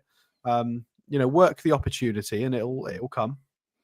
By the way, we've got 5,000 watching, guys. Thank you very much for taking your time to watch Matchday Live here on the Toon Review. Please do keep subscribing if you are new to the channel, as we make a big push for 36,000 subscribers. With your help, we can get there. So bottom right-hand corner, click the subscribe button and come and be part of this incredible community. Of course, don't forget to give it a like. That is just as important so that we are in the search results on YouTube when people try and find Newcastle United channels. But welcome to all our new subscribers today. And of course, thank you to everybody who is tuned in. We really, really do appreciate it. Ian Fleming saying, Claire saying Hall is levels above Tino. I mean, I think he is, but we've got to remember that Livramento himself is young, and Livramento is still a very, very decent footballer. And I think he's done all right the first half. Yeah, I don't think he's been too bad. Again, they're different profiles of players. Livramento is an engine dribbler, whereas Lewis Hall is far more technical and is much more about silky passing. But he's still good at an overlap as well. Yeah. They are just slightly different players. And yeah, I think this season, Lewis Hall's had a massive breakout season so far, and he's been outstanding in 9 out of 10 games generally. Whereas Livramento has had a lot of games with defensive errors, and he doesn't look quite as confident at sort of those bursting runs. It's not been as great for him this season as maybe we were expecting. But again, he's really young. I think one's 20, one's 21. So yeah, it's not a problem as long as they develop, that they're coached, and they get the minutes. So I wouldn't worry too much. I mean, some people saying he's had a nightmare, Tino, in the first half. I don't think he has. I wouldn't say a nightmare. I think that the fact that Lewis Hall is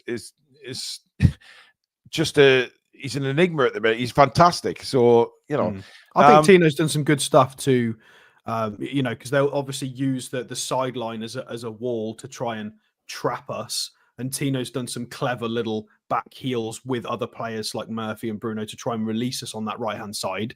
Better than what I'd seen sort of 8 weeks ago. So it looks like we're working on how to get out of those tight spaces a lot more. He looks better in certain aspects.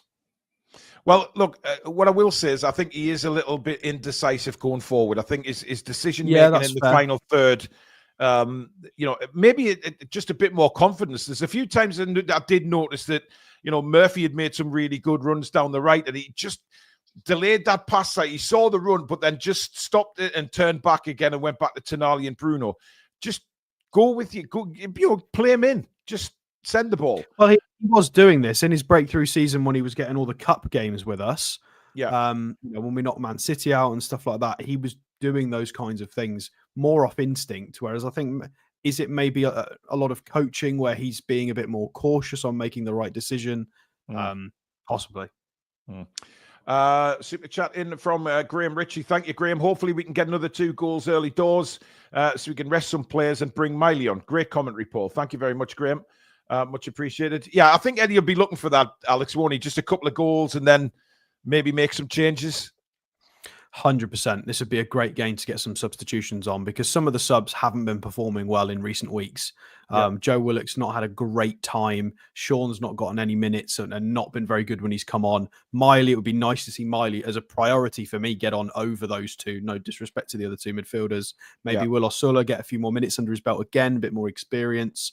And then maybe if he wants to bring Botman or Trips or Kelly on for a bit of, I don't know, minutes for them. It would be nice to get another goal at least, so we've got options. We can bring players on, keep players a little bit sharper, rotate. It would be nice, and rest some of the important players who are currently on the pitch as well.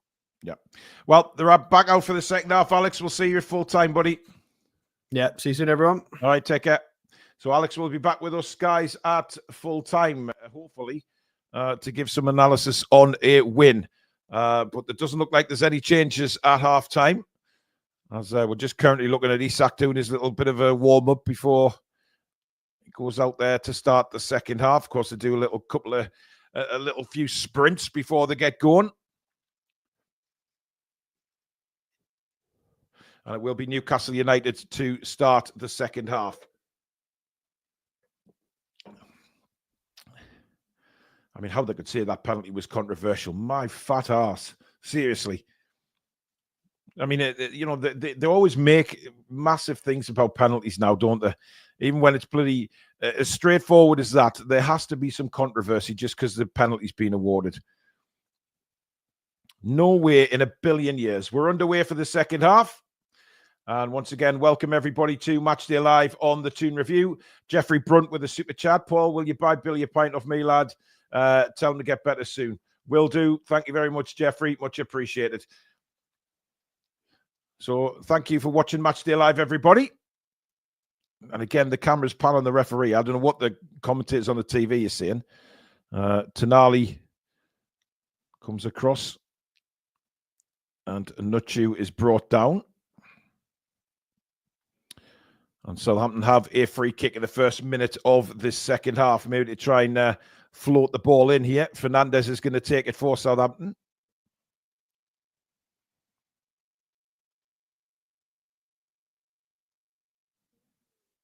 Just a bit of a delay here. The referee's heading to the touchline to book somebody here. I'm not sure who he's booked because it hasn't really pointed it out. It's a member of the Southampton staff who's got the yellow card. Anyway, here comes the free kick.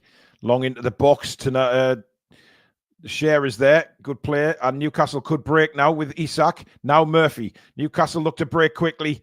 Murphy brings it forward. He has Gordon. Gordon on the halfway line now. Lays it off to Lewis Hall. Hall now. And now Gordon has a bit of time. Bruno. Back to Gordon and across to Fabian Schär as Newcastle look to set up again. Livramento now. Inside to Bruno. Bruno.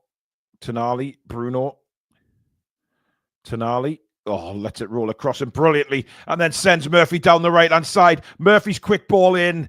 He should have took that further. There wasn't the first time ball on anyway. Southampton had plenty men in the penalty area. And now Southampton break with Walker-Peters on the right-hand side. Running at Lewis Hall now. Walker-Peters. Joe Linton comes across for additional help and wins the ball. And it's out for a throw-in to Southampton. Good defending by Big Joe. John Adams says, commentators still going on about the penalty. I'll let them. But you should be listening to this commentary, not that one, John. Anyway, Walker-Peters will take the throw-in for Southampton over on the far side. And I genuinely think if we could get a third goal early in this second half, it may just... Southampton's heads may well completely drop. But while it's still obviously 2-1, they're still in the game. Bednarek now for Southampton. Fernandez had to go deep. Did well, though, to get it back to Bednarek. And he sends it across to Howard Bellis now, who will bring it over the halfway line. Manning now.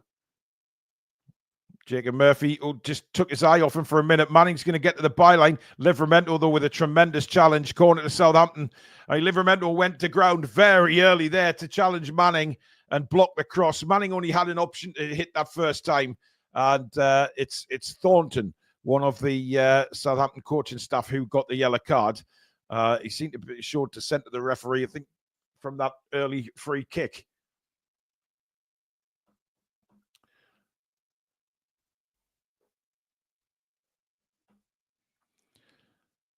So it's going to be a right-footed corner, this. Right under the crossbar.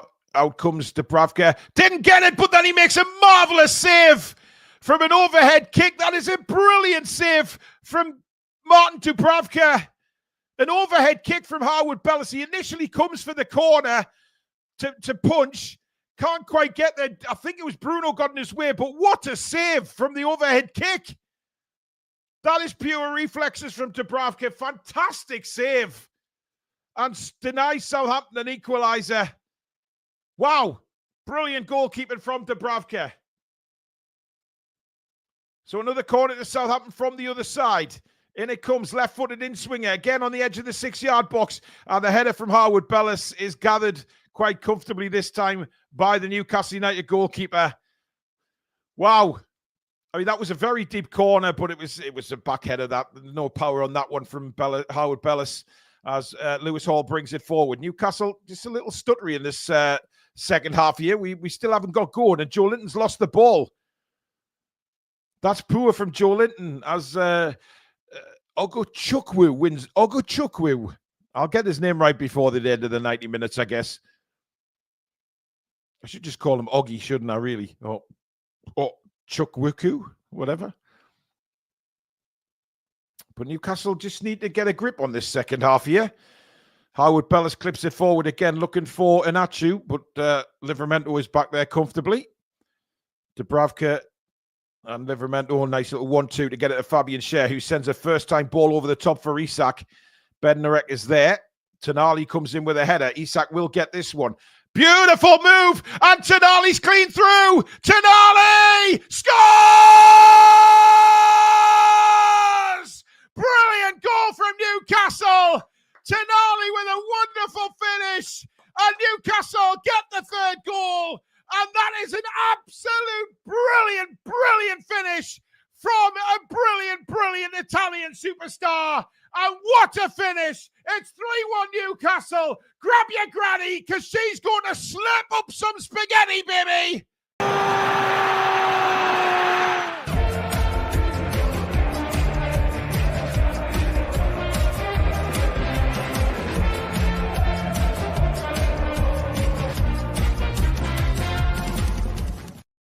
That is simply a masterclass. What a brilliant move from Newcastle. The chest down from Isak. A first-time through ball by Anthony Gordon. Sets Toon away. Nowhere near offside. It's a world-class goal from a brilliant three players. Brilliant move. 3-1 Town. No doubt about it, Sunshine. What a finish for Toon. Kept his cool and buried it.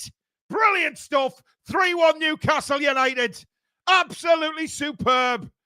No chance for McCarthy. Toon takes his time and just whips it into the corner. It's a fabulous finish. And the Newcastle United fans down in that corner are going nuts. Of course, they've moved the away fans today for some strange reason, but there you go. It's 3-1 to Newcastle, and that is the dagger that we were looking for, folks. That is the dagger we were looking for. And Southampton have got to come out at us now. And given the way we're playing, and we're coming through again. Can Lewis Hall get there? No, McCarthy on the edge of the box. Gaps appearing like between Katie Price's legs. It's unbelievable. George T says that should calm us down a bit. Can't wait to see this goal on the telly. It's brilliant. Absolutely brilliant. Lovely. I think actually it was a little shoulder by Isak. Just sort of knocked it with his shoulder. Gordon lets it drop just to the volley and height. And volleys a pass through for Toon and an absolutely wonderful finish. Brilliant goal. Southampton now have really got to push out and come at us for the rest of the second half. But that was just quality. Absolute quality. And now Bruno wins it back. Isak just seems to have elastic legs. That's brilliant from Isak. Bruno, I tried to give it to Gordon, and I think he should have gone on and tried his shot himself. He got the ball on the edge of the box and should have really scored, but brilliant from Isak again. He looks like he's going to lose the ball, but somehow it just sort of, it's like he's sucking it back onto his foot. Incredible stuff. Ball down the line now from Southampton, looking for Fernandez. Byrne is there. Takes no chances. Dan Byrne just clears it out of play for a Southampton throw. Walker-Peters now. Fernandez. Back to Iguachu. To Aribo. Now Adam Armstrong. Manning is on here on his right-hand side. Manning now.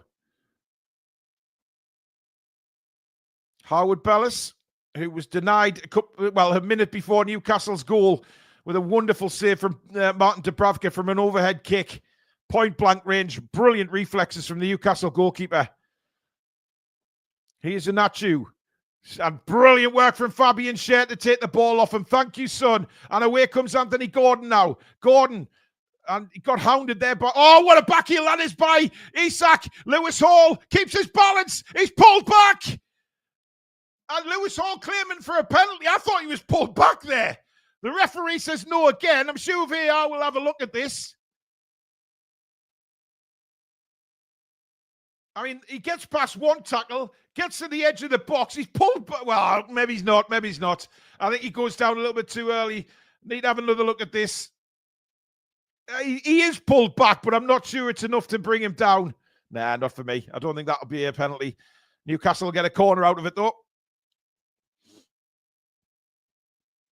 But again, great work from Lewis Hall pushing forward. There's a threat from everywhere on the pitch now from Newcastle, literally everywhere.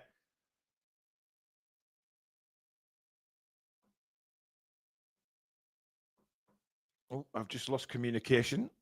What is going on here?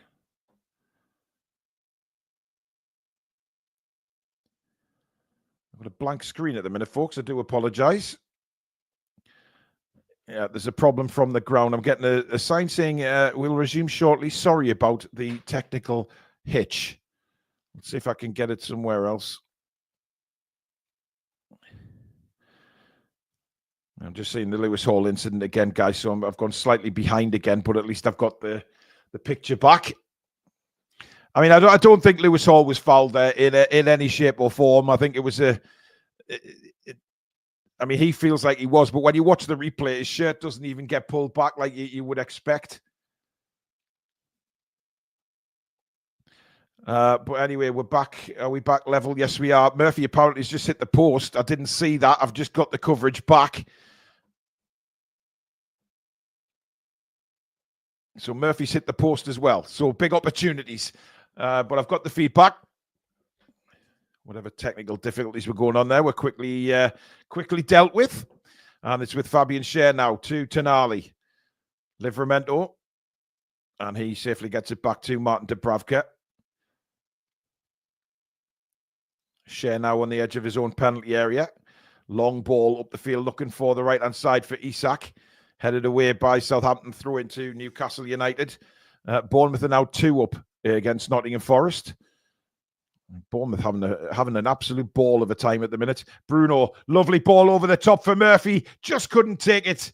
Just couldn't take it. It was coming over him at a funny angle from the right-hand side. He let it come over his body, but obviously the spin of the ball took it away from him. Huge opportunity again, but Bruno with X-ray vision to find that pass through there. As McCarthy finds Adam Armstrong now deep in his own half.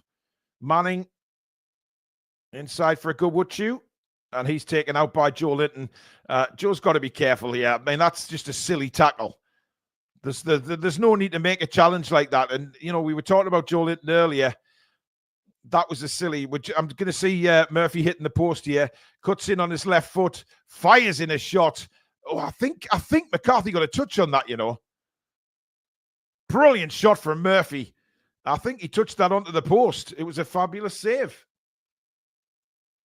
He got a feel for Jacob Murphy. I mean, it's so many times he's doing that, and it hits the post. Southampton are going to make some changes.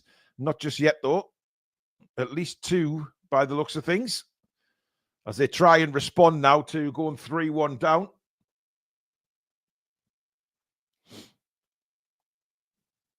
I just wonder what Eddie how he feels about the substitutions at the minute. What he's going to do. I'm just looking at the Newcastle bench now. A little bit of movement there, so I think we are going to see a change. Anyway, long ball by Dubravka towards the penalty area again. Here's Joe Linton. Hall back to Tonali, scorer of a wonderful third goal from Newcastle United. Livramento now. Murphy. Bruno. Oh, brilliant. Brilliant. Sets Livramento away. Can he get the ball in? Livramento back to Bruno, who whips in across to the back post. Gordon is there. Did the ball go out? No, says the referee. It's still in the Southampton penalty area, and they managed to clear it into the stands. But again, Livramento drive to the byline and cut the ball across. But he didn't. He cut it back again. It's Adam Armstrong who is going to be the first replacement player.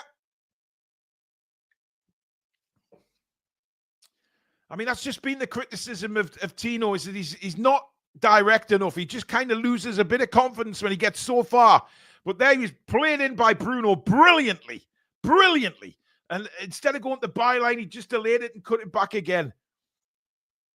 Manning is the other player off for Southampton. So Armstrong and Manning are replaced by Archer and Sugawara. As they desperately try and look for something back in this game as we're coming up to the hour mark on Matchday Live here on the Toon Review. It is Southampton 1, Newcastle United 3. Please do subscribe if you're new to the channel and you like what you see. Bottom right-hand corner as we push towards 36,000 subscribers. Here's Livramento again. Tonali.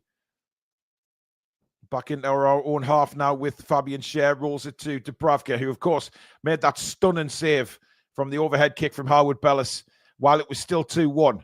Could have easily been 2-2. Joe Linton, Tonali, just trying to play it through for Lewis Hall again. Omar, thank you for your super chat. Hi, Paul. Can you do a shout out to my son, Cameron and Harris? Cameron will be coming with me to the game next Saturday. He's a great boy. Loved Sonic. Well, I'm giving you a shout out, Cameron and Harris. Hope you are enjoying the game this afternoon. Livramento now with Murphy. Back to Tino. Got to be careful here.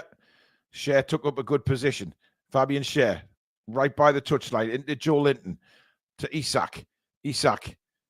Oh, brilliant from Isak, but well, Murphy's about as offside as you're ever going to see and had to leave the ball there. But again, the pass from Joe Linton was a little overhit and put Isak right against the touchline. But nevertheless, Southampton still defending. Harwood Bellis, long ball over the top. Anachu now for Southampton. It's not a great pass, but Tonali didn't quite want to go in for that 50-50. Aribo. Agawuchu now. Bednarek. That's a nice turn from Bree. And a nice ball down the line as well for Fernandez. Sorry, it's not Fernandez. It's the... Oh, Bree's not... Good for Newcastle there. Good defending by Joe Linton. Came back. Bree made the run, the centre-back. But Joe Linton tracked him all the way.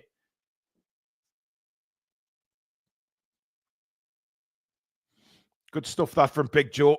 Really good stuff.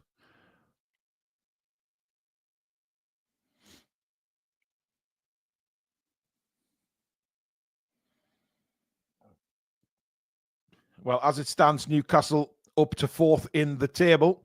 1 point ahead of Bournemouth and, of course, Chelsea, who Chelsea don't play till tomorrow or Monday. Or maybe tonight. I don't know when that Chelsea game is, but they've got a game in hand right now.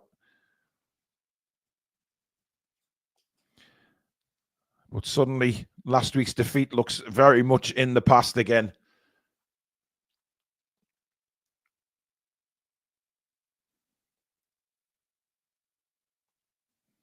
I'd love to see Isak get his hat-trick, though. I really would. He so deserves it. But here comes Southampton. Sugawara. Out now to Walker-Peters, who's come onto this left-hand side now for Southampton, trying to just change it up a little bit here. Walker-Peters, good ball into Anura.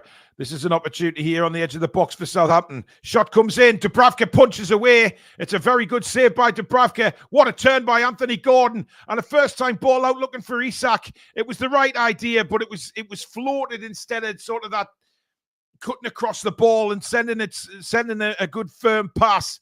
It was a good save by Dubravka.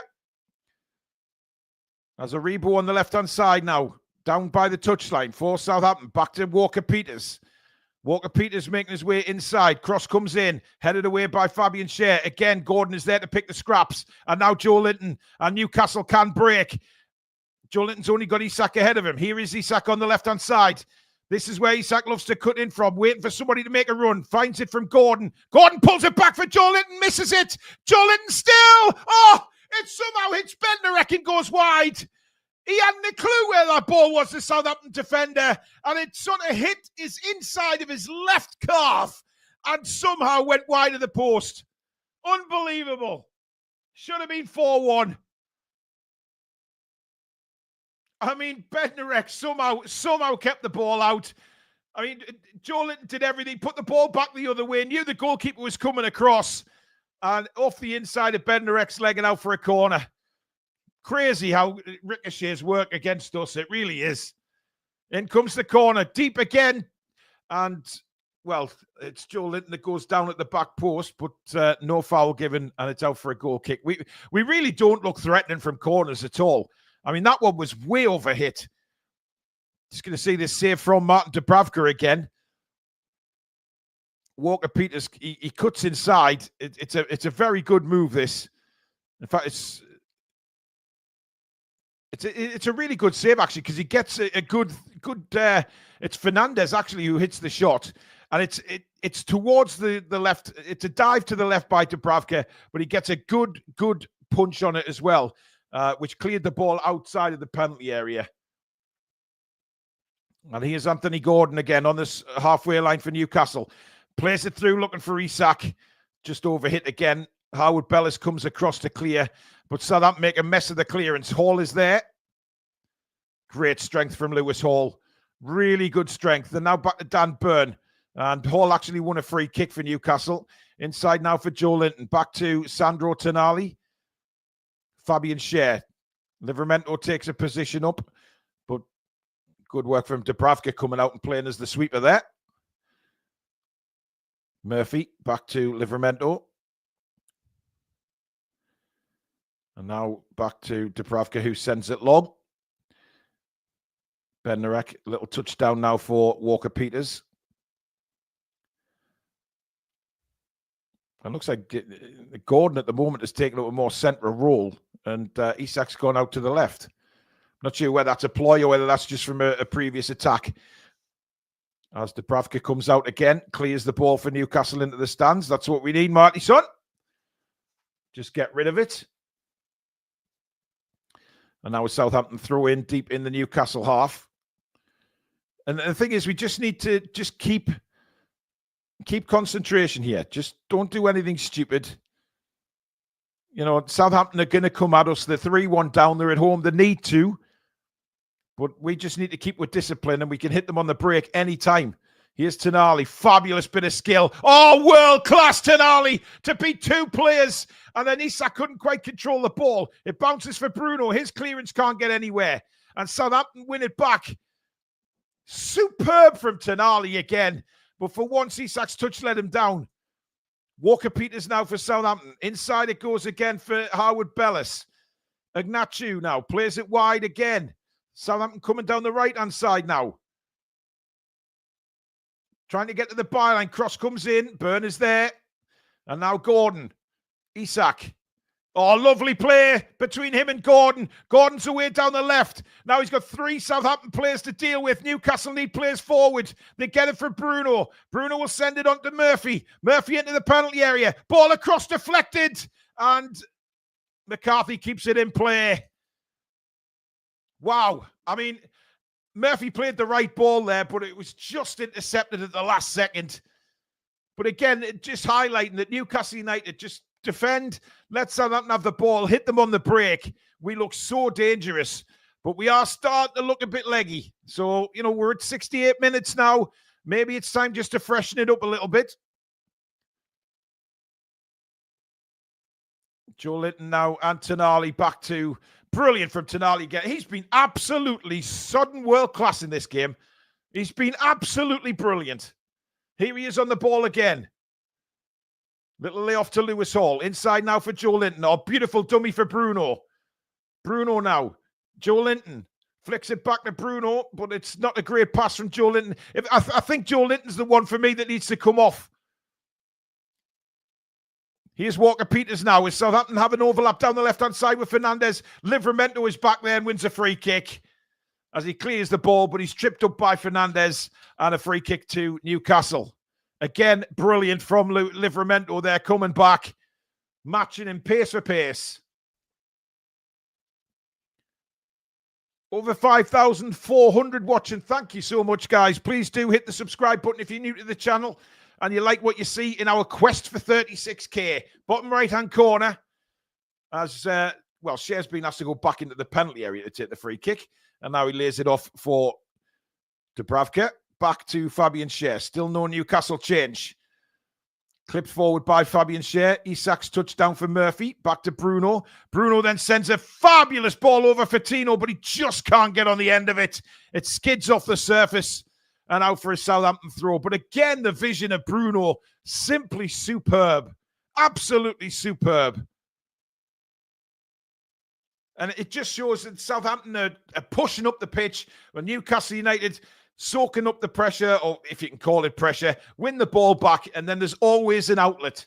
There's always an outlet. Great work by Fabian Schär, but then he's tripped up Ignatius, but Schär's gone down holding his face again. I'm not sure whether he got a boot in the face there. Just see it again on the replay. See what happened here. Just a flailing arm, I think, caught him in the face. There's nothing in that. It certainly wasn't. I think he caught his elbow in the face, but there was nothing malicious about that at all. Painful for Fabian, without a shadow of a doubt, but definitely not any malicious act from the Southampton striker there.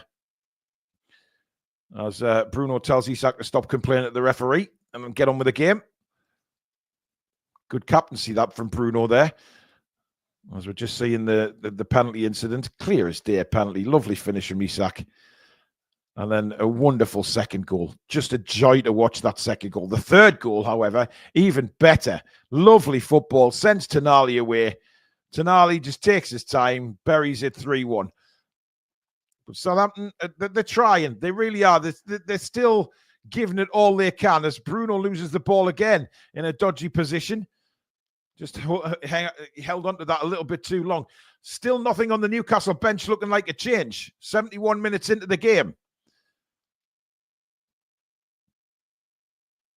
Bree for Southampton, out to the right-hand side again. But Newcastle certainly have been confident enough in the second half doing this kind of football. In comes the cross. Share is there for Newcastle. Joe Linton flicks it away to Anthony Gordon. Gordon was taken out there. Referee, well, initially wasn't going to give a foul there. Gordon stayed down holding his right ankle. It was a bit of a painful one. I'm not sure why the referee looked like he was going to reward play on there. He said play on, and then he blew his whistle when he saw Gordon was still down. Strange referee in that. Really strange. I mean, it's a foul. But the fact that the referee waved play on and then blew his whistle. Not sure what the hell he's playing at there.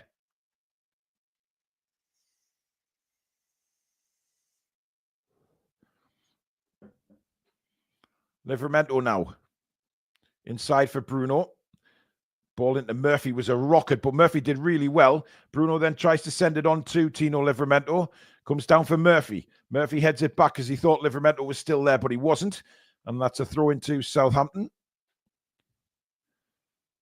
And Walker-Peters trots back to take it.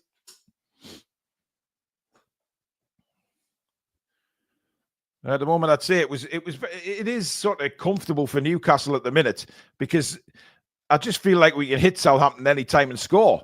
But the problem is, you just never know with Newcastle, do you?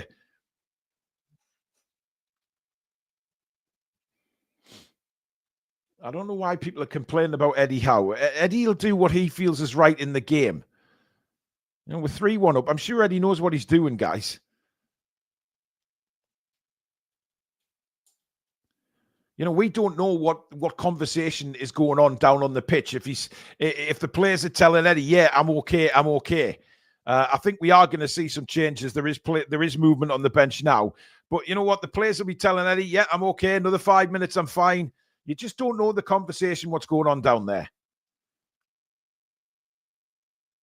And at the moment, we're doing what we've done during the win and run. We're just seeing the game out and seeing it out really well. Always a chance. Good defending. Brilliant defending. Dan Burns saved a goal there. And that is a real handful for Fabian Schär today. But Burn did really well there. Walker-Peters now into the penalty area. In comes a right-footed cross. Oh, why didn't somebody shout to Lewis Hall to leave it? It was going out for a goal kick. Bree plays it across. Hall and Joe Linton is there. But why did Lewis Hall not get a shout originally? Just to say, the ball's going out. Don't panic, lads. It's fine. But he didn't get a shout and almost seriously nearly screwed that up for Newcastle. Wow. I mean, just give your players a shout.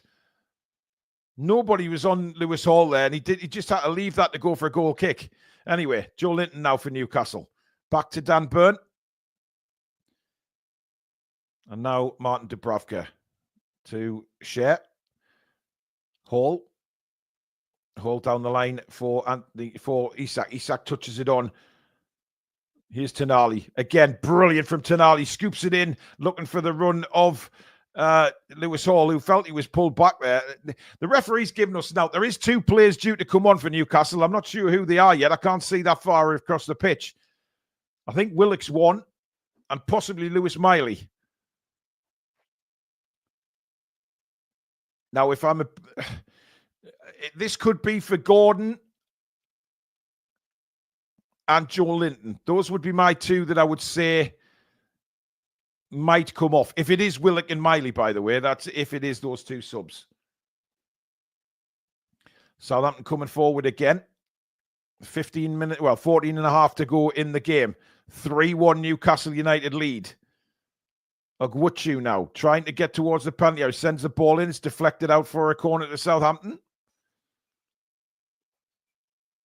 I mean, Newcastle, like I said, they're doing what they've done on the fabulous win and run they had. They're just managing the game now. They're not overdoing it. They're just managing the game and managing it really well. What a tackle that is by Dan Burn, as Ogwuchu nearly got on the end of that to score. I mean, he was lucky he got the chance in the first place, but Dan Burn really alert there. Brilliant defending from the big man.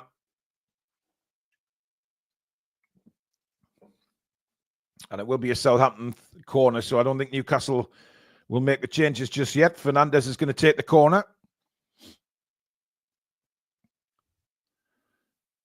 Dan Burn telling the referee to keep an eye on Anachu as he's just all arms and legs at the minute. In comes the corner, and it's flicked on. Tonali is there.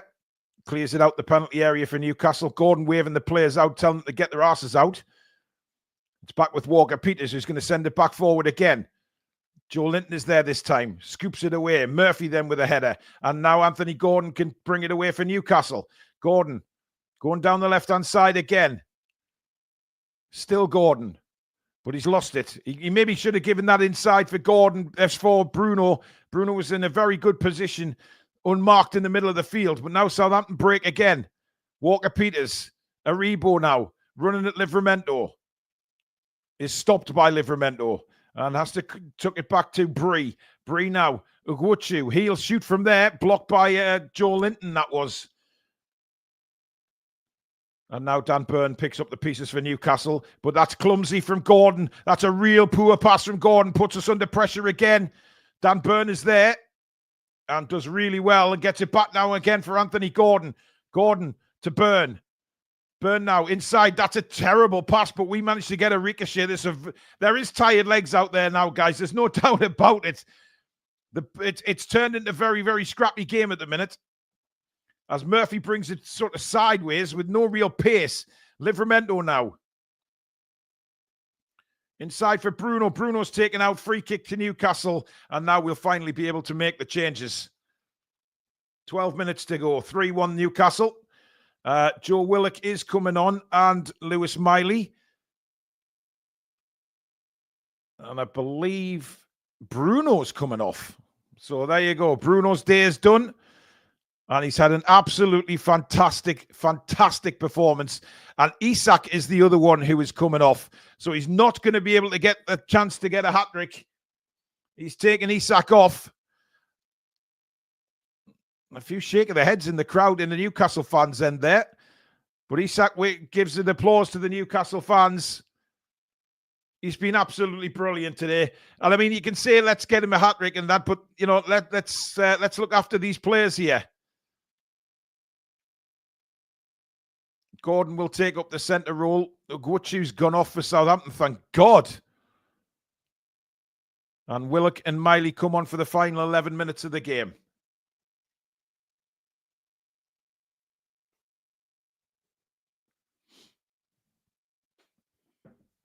So again, it's Isak taken off, but not for Asula. Murphy now. Back to Tonali. Murphy. Tonali. Livramento now. Rolls it back to Joe Linton. I mean, for me, Joe Linton's... I would have took Joe Linton off instead of Bruno, but that's just me. You know, Bruno, I mean, we've got to look after these players. There's some very big games coming up in February, as we know. As we know. Here's Hall. Out to Willock on the far side now. Willock drops it back now for Fabian Schär. Tonali to Joe Linton. Now Willock. Good play that by Newcastle. Willock cuts inside. Brilliant run by Joe Willock. Now to Gordon. Gordon tries a shot. It's deflected and cleared away by Southampton again. Nice little bit of passing that by Newcastle. Livramento picks up the pieces and gives it back to Fabian Schär. Into the last 10 minutes of the game now. Thank you, everybody, for watching Matchday Live on the Toon Review. Please do keep subscribing, bottom right-hand corner, as Dan Burn brings it away. And welcome, by the way, to all our new subscribers to the channel today. Here's Murphy. Little touch by Willock. Back to Murphy. And now Tonali. Just again, just settles the play down, makes it look so easy. Hall. Schär. And now it's back to Dubravka. Dubravka just clips it out to this. Well, it's a poor header from Livramento. I think it was over. The pass wasn't great, that from Dubravka. It really did stretch Livramento. But to be fair, he's done really well to get that back. Howard Bellis now. Now Walker-Peters again trying to burst into the penalty area. Good defender by Murphy. Fernandez hits a shot, blocked by Joe Linton. Comes to the edge of the box for Bree to hit. And who is there again? Sandro bloody Tonali. What a game this bloke is. He's been sensational today. I mean, when isn't he, to be fair? He's great all the time.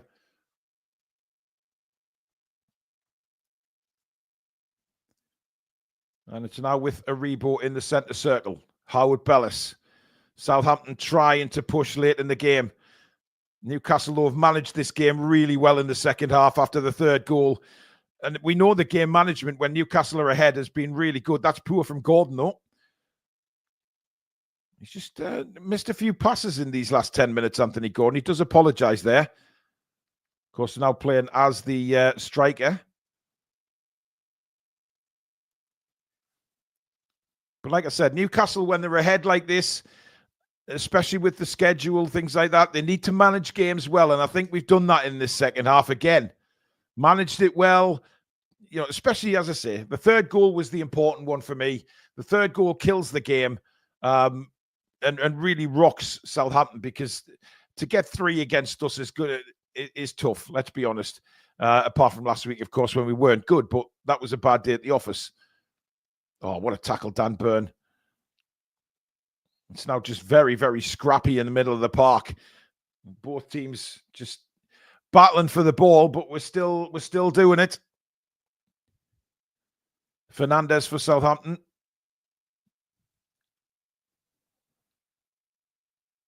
And that's nowhere near going to find Walker-Peters, and it's out for a throw into Newcastle.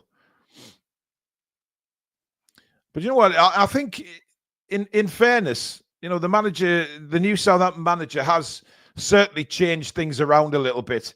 You know, it's very difficult for him to come into a club that is rock bottom of the Premier League and just continually losing games. But I think Southampton fans should be proud of the fact that their team has never give up in this game. They've never put their heads down and said, oh, you know, that's it, we're beaten. They're still going, and that's a credit to them.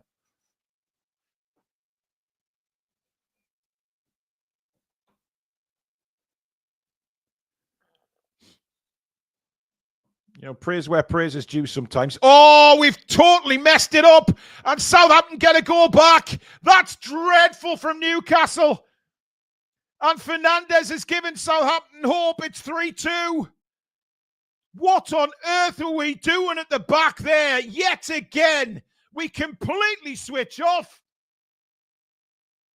How on earth has that happened?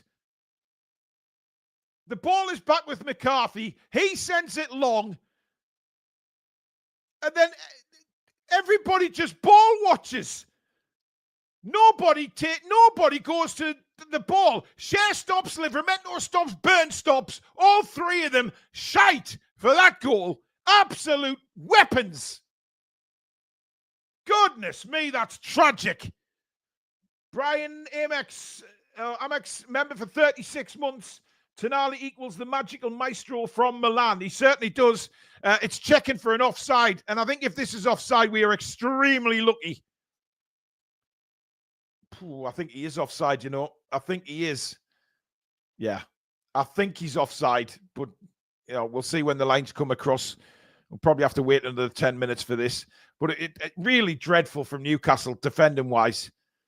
I mean, if this is offside, we have seriously got away with one here. Absolutely disgraceful. I mean, Fabian Cher lets the ball come over his head. He doesn't even go to challenge the ball. And then Livramento and Burn kind of look at each other, and both of them just let Fernandez run onto the ball. Crazy, crazy decision. Again, just those stupid mistakes at defensively. But I think we might get away with this, you know. Oh, it's tight. I mean, it's probably on the far side there. I mean, why don't they put the lines out just straight away? This is what infuriates me about this stupid offside. You know, they'll look at the angles and then finally they'll put the lines across.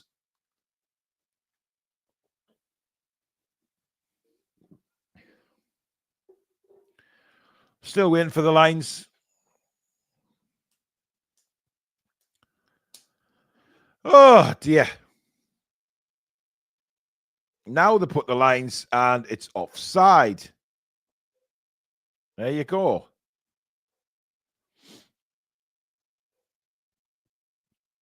Right, they put the line across, which clearly said offside. Now they're playing on again because they're looking they're looking to see whether it touched Fabian Schär on the way through. Honestly, they will try and do anything they can to try and give this.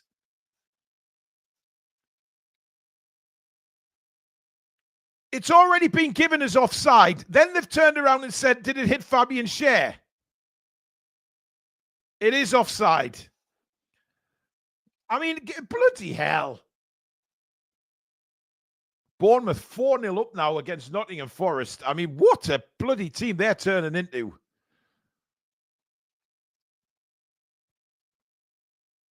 And it remains 3-1. I mean, honestly, Miggy's coming on. Oh. Why? Why is Almiron coming on now for Anthony Gordon? So once again, we're going without the striker. Gordon doesn't look too pleased about that. But if Miggy gets a crunching tackle here and does an injury to put him out for the rest of the season, we've just lost money because he won't be transferred. I think it's a massive risk. Especially so late in the game. Christ on a bloody motorbike. Seriously, man.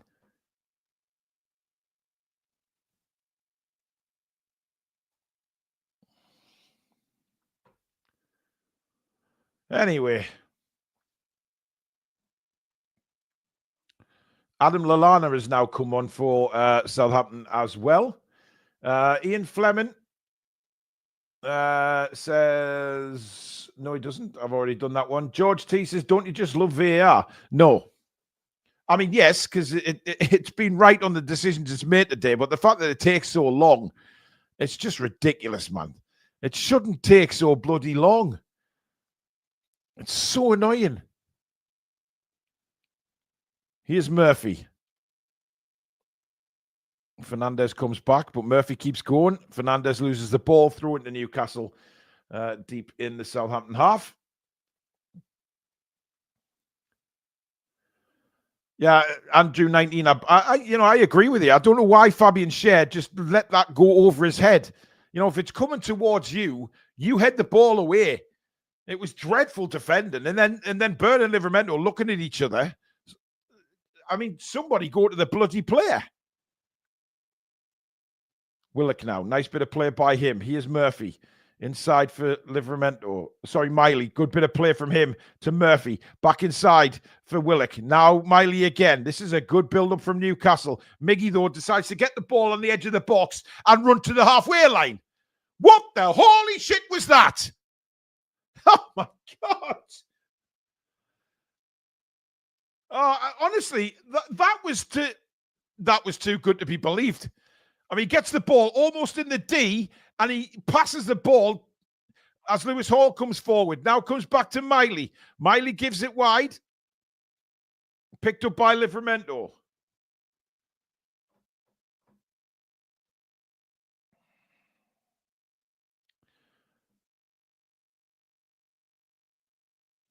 I don't know why that scoreboard keeps saying 3-2. It's 3-1. I do apologise. Anyway, here's Murphy again. Loses the ball. But great work by Schär to win it back. And now Almiron bursting towards the penalty area. Still Miggy. It's still Almiron. No, good save, McCarthy. And would you believe Miggy tried to finish that on his right foot? Great run by Miggy. I'll give him credit there. That was a really good run. Nice little dummy into the box. Comes onto his right foot. And McCarthy stays big at the near post to turn it around for a corner. I mean, why did he do that when he got the ball before instead of running back to the halfway line? But credit where it's due. Good run that by Almiron.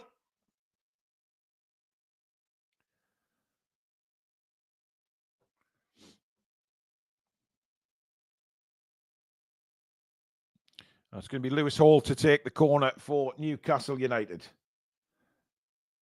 In it comes. McCarthy with a punch. Comes loose to Livramento on the edge of the box. And it's headed wide. And I'm not sure who got the final touch on it, whether it was Fabian Schär or whether it was Dan Burn. But that was a huge chance. It was a completely missed shot by Livramento. It bounced up and Burn sends his header wide. Wow. Big miss from Dan Burn. And Sean Longstaff now making an appearance. Off comes Jacob Murphy. I'll have to say, well played, Jacob Murphy again. He's had another good game today for Newcastle.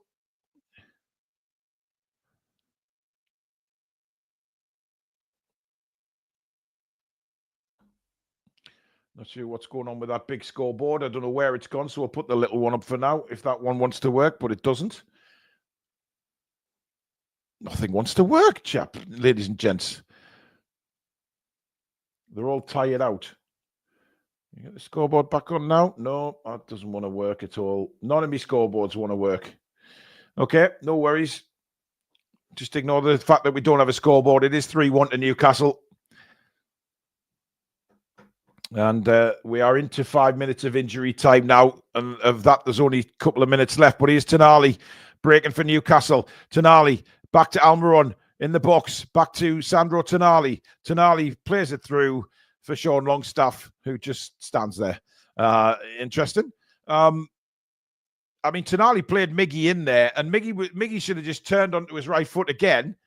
But then he stops and turns back onto his left when he's just had a shot 2 minutes ago with his right. Honestly, frustrating as hell. And Anachu sends himself to the floor again. I think Fabian Schär not very happy that a free kick was given there. Stupid. I mean, he won the ball. But that stupid lump up front for Southampton just fell over again and he gets a free kick.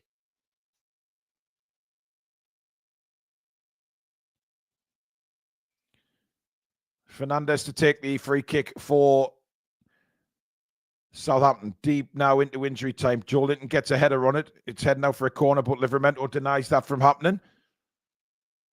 Almost 6,000 watching. Thank you so much for all your support today, people. Much appreciated. Please do keep subscribing if you are new to the channel. Come and be part of this amazing community. You've seen what it's like. Please be part of that. A lot of empty red seats now at St Mary's. The fans obviously have given up again on their side. But to be fair to Southampton, the actual players have never given up. And I must say that. And I know this is a Newcastle United channel. But the fact that Southampton, where they are in the league, how their season has gone so far, given the fact that they went 3-1 down early in the second half, I think they've really, really done the team proud because they've never given up. And what we've managed to do is manage the game again. You know, we've gone 3-1 up and we just managed the game in absolute style. We could have scored more goals, especially in the first half. But listen, it's all about getting the game won, isn't it? And that's exactly what we've done. We're winning the game comfortably.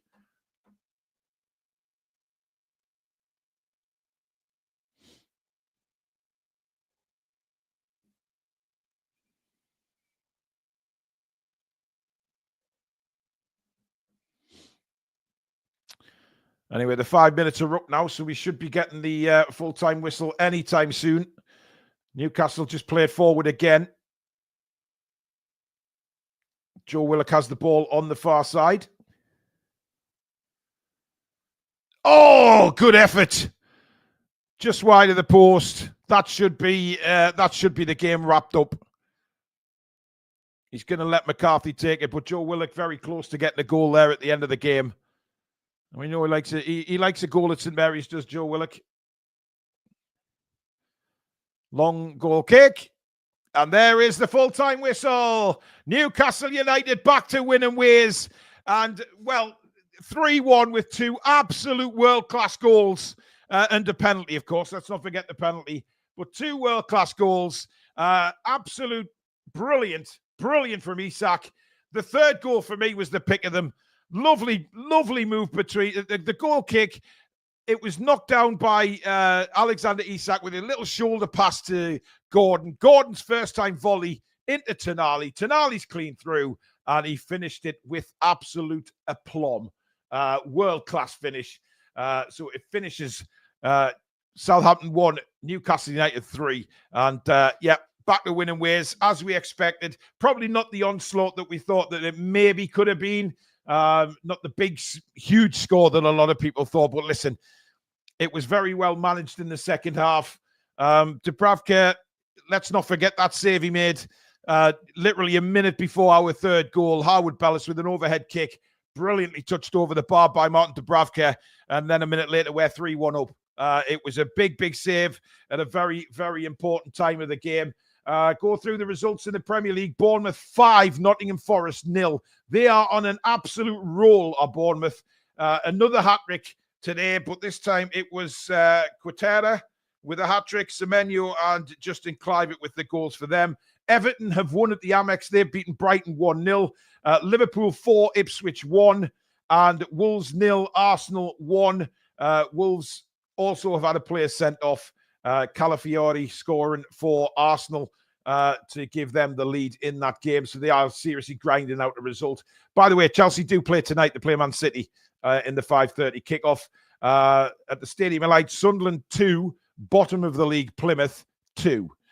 So Sunderland failed to win, and Middlesbrough 2-1 down at Preston as well. So look, great result, great win, some great goals. And for me, let's just praise the team today, because I thought that they were, going 1-0 down.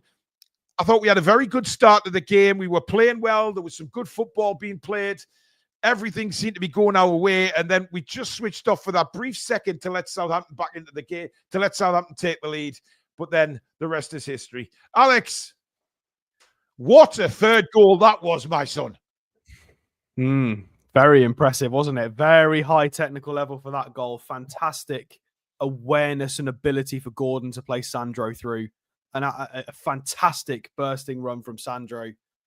Nobody from Southampton picked it up, which they should have done, really. But it's as we've been saying all season, Sandro is way quicker than a lot of people give him credit for. Yeah, Not only is he a physical specimen and technically gifted, he's rapid as well. Yeah. And then he just kind of had so much time to slow down, pick his corner, make McCarthy commit. Fantastic. Good to get 3 points. That puts us up to 4th place on 41 points. And as you said pre-kickoff, that is 4 consecutive away victories for the first time since 1996. So just fantastic all round. And listen, let's not take anything away from Dubravka, by the way, Alex, because that was a stunning reflex save he made from the overhead kick. Byrne kind of got in his way when he came to punch. The ball then, Howard Bellis, to be fair to him, was a hell of an effort. But what a reflex save! Literally 1 minute before we go up the other end and score. Fantastic from Dubravka today. Quick off his line, useful at coming out when he was supposed to. Not just for sweeper stuff, but just preemptive. Who says old dogs can't learn new tricks? He's not only pulling out some reflex stuff that you wouldn't really imagine from a goalkeeper his age. He's also he's added to his game. This is something that we wanted the reverse from. We wanted Nick Pope to learn kicking, and instead Dubravka's just learned to be a bit more sort of, I don't even know what the word is. He just comes out of the goal a bit more, and he plays. It plays to our strengths a lot better as a unit now that he's ticked a few more boxes. Long term, it's not the answer, but what a game from him today. Martin Suter, been a member for 8 months on the channel. Brilliant turnaround. Doggy defending at times. I think you meant to say dodgy. But job done. Great commentary, Paul. There was one incident, I think, in the second half, Alex, when Onura went through, it got a lucky ricochet, and Dan Byrne made a tremendous last-ditch tackle. But I want to mention that their offside goal. What on earth were we doing defensively there? Why isn't Fabian Schär heading that ball? Why does he just drop his head to let it come over the top of him? So, I mean, this is precisely what we were talking about before kickoff, is Fabian Schär has been doing that exact kind of thing quite regularly this season. And this is why I would like Botman to be playing. Not because Fabian Schär is not a good footballer, but he's consistently doing that kind of thing, losing focus in critical moments. And in the Premier League, you get punished and you concede goals. And it's, if you're fighting relegation, fine, it might not be as much of a problem. But when we're going for top four, there's not much room for error. There's a lot of good teams around us. And if we're dropping points, it's problematic. And fine, some of the long balls were great. A lot of what he did today was okay. But it's those specific one or two situations per game. And that was marginally offside. I memean, people blaming Dan Burn. That's Fabian Schär all day of the week for me. Yeah, but then the ball comes over the top of Schär and Livramento and Bird just look at each other, and then Fernandez just runs through. Nobody goes with him. And listen, we have to highlight that because there's 6 minutes to go there in normal time, and if we give away a goal like that and let Southampton back into there, you never know what happens then. Southampton get the tails up. They're up for it for the battle for the last few minutes, and then whatever is in injury time, and the game could be different. You've got to stay switched on for the 90. Yeah, it's something we've got to tidy up because, again, going into the Arsenal return fixture at St James's Park for the Cup, then in Feb we're going into Man City games, Forest games, Liverpool games. We can't be doing that. We can't be doing that. Because we're not going to win. We're not going to win. If we do silly things like that, we need to make sure. And I think we were slightly fortunate today. I think the officials, I mean, this is going to sound really biased because obviously we're fans of the club, but I think everything that we needed to go our way did go our way. I'm not sat here thinking the officials missed stuff for us. I don't think they did. I think there was a couple of maybe tackles on Bruno that he thought were fouls that the ref didn't give. I thought Bruno was maybe asking for a bit much there. I think we got everything we wanted from the officials today. I don't think it was... I think some of the Southampton fans with ironic cheers towards the end when they got given a free kick. I think maybe they were a little bit scrappy in parts and we got the favourable calls, but not so much that we didn't deserve to win the game. I think it was definitely a penalty. If that's offside, it's offside, and then we scored the other two goals cleanly ourselves anyway. So, yeah, all in all, I think that, we did what we needed to do. And what I really liked about the second half, Alex, when that third goal went in, you could see we went back into managing the game again, like we've done so in the win and run that we've had. We sort of don't overdo it in the second half. We know what the schedule is coming up. We just managed the game really well. Yeah, I think at times too much. We sometimes went a little bit deep. But yeah, we can't. There's no point in us just throwing the kitchen sink continuously at teams when we're winning by 2 goals. Not at the sake of losing in intensity and getting tired. There's no point. We might as well. We need to learn the game management. We need to try and grow into a top team and understand how to protect leads, win when we're not playing well. We need to learn these things if we're going to sort of start competing in that top 4, top 6 bracket all of the time. I don't know if you've seen as well a lot of Miggy Almiron chants at the end as well. I've seen a lot of people in the chat saying he's getting a good send-off. Fantastic from the away crowd again today. They were immense. There was good banter. They were saying, say hello to Sunderland for us. Every single player got a song. It was they were brilliant, the away fans. Yeah, as they normally, well, they are every time anyway. Right, are you doing a podcast? I am indeed. I shall be doing an instant reaction to this over on the Patreon. I believe there is a link down below, so we'll get an instant reaction for today's game. So we'll go through sort of the players, the state of play of everything, more in terms of an emotional response. So we won't go as stat heavy. We'll just go into it, have a bit of a chat. No Billy, unfortunately, so I'll be going flying solo. And then, of course, Paul will be doing his own YouTube instant reaction. So make sure you come back. If you're not subscribed, there's a lot of people here, so make sure you sub and come back in an hour or so's time to see Paul's reaction. If you do want to check mine out, click on the Patreon. We will be doing a more settled review of this game tomorrow anyway, once it's all died down and we've done some research. Yeah, we do our match review normally 24 hours after the game, just once all the dust settles and we get ready to do our player ratings and things like that. So that will be tomorrow night at 7 o'clock. But like Alex says, he will do his podcast over on Patreon. So have a look at it, see if you're interested. It does help the channel, and it's just more content from us away from the camera. and I'll be doing my recorded match reaction on YouTube straight after this, and then I will post out on social media when that is available as well. Or if you've got your notifications turned on, they will let you know. Please head across to Evermore NUFC now. Chris will be doing his live match reaction, so get across there, and he does his live reaction, which is always very honest and proper. But there you go. Thank you very much for tuning in today, guys. Thank you all for your super chats and your memberships, and thank you for all the new subscribers. Welcome to the channel, and thank you to the mods. Thank you to everybody else who's watched as well. Thank you for all the support. We really do appreciate it. And don't forget, we're back tomorrow at 7 o'clock with the match review. Thank you as well to our sponsors, Mamaroo Records. If you can't get into Whitley Bay to see Steve for all your music needs, gift cards, etc., check them out online. That is pinned at the top of the description as well. Thank you as well to Alex. And we'll see you all again tomorrow for the review. But in the meantime, have a fantastic Saturday evening, folks. It finishes at St. Mary's, Southampton 1, Newcastle 3. Good night. Gracias, Miguel. Come back and check out some green.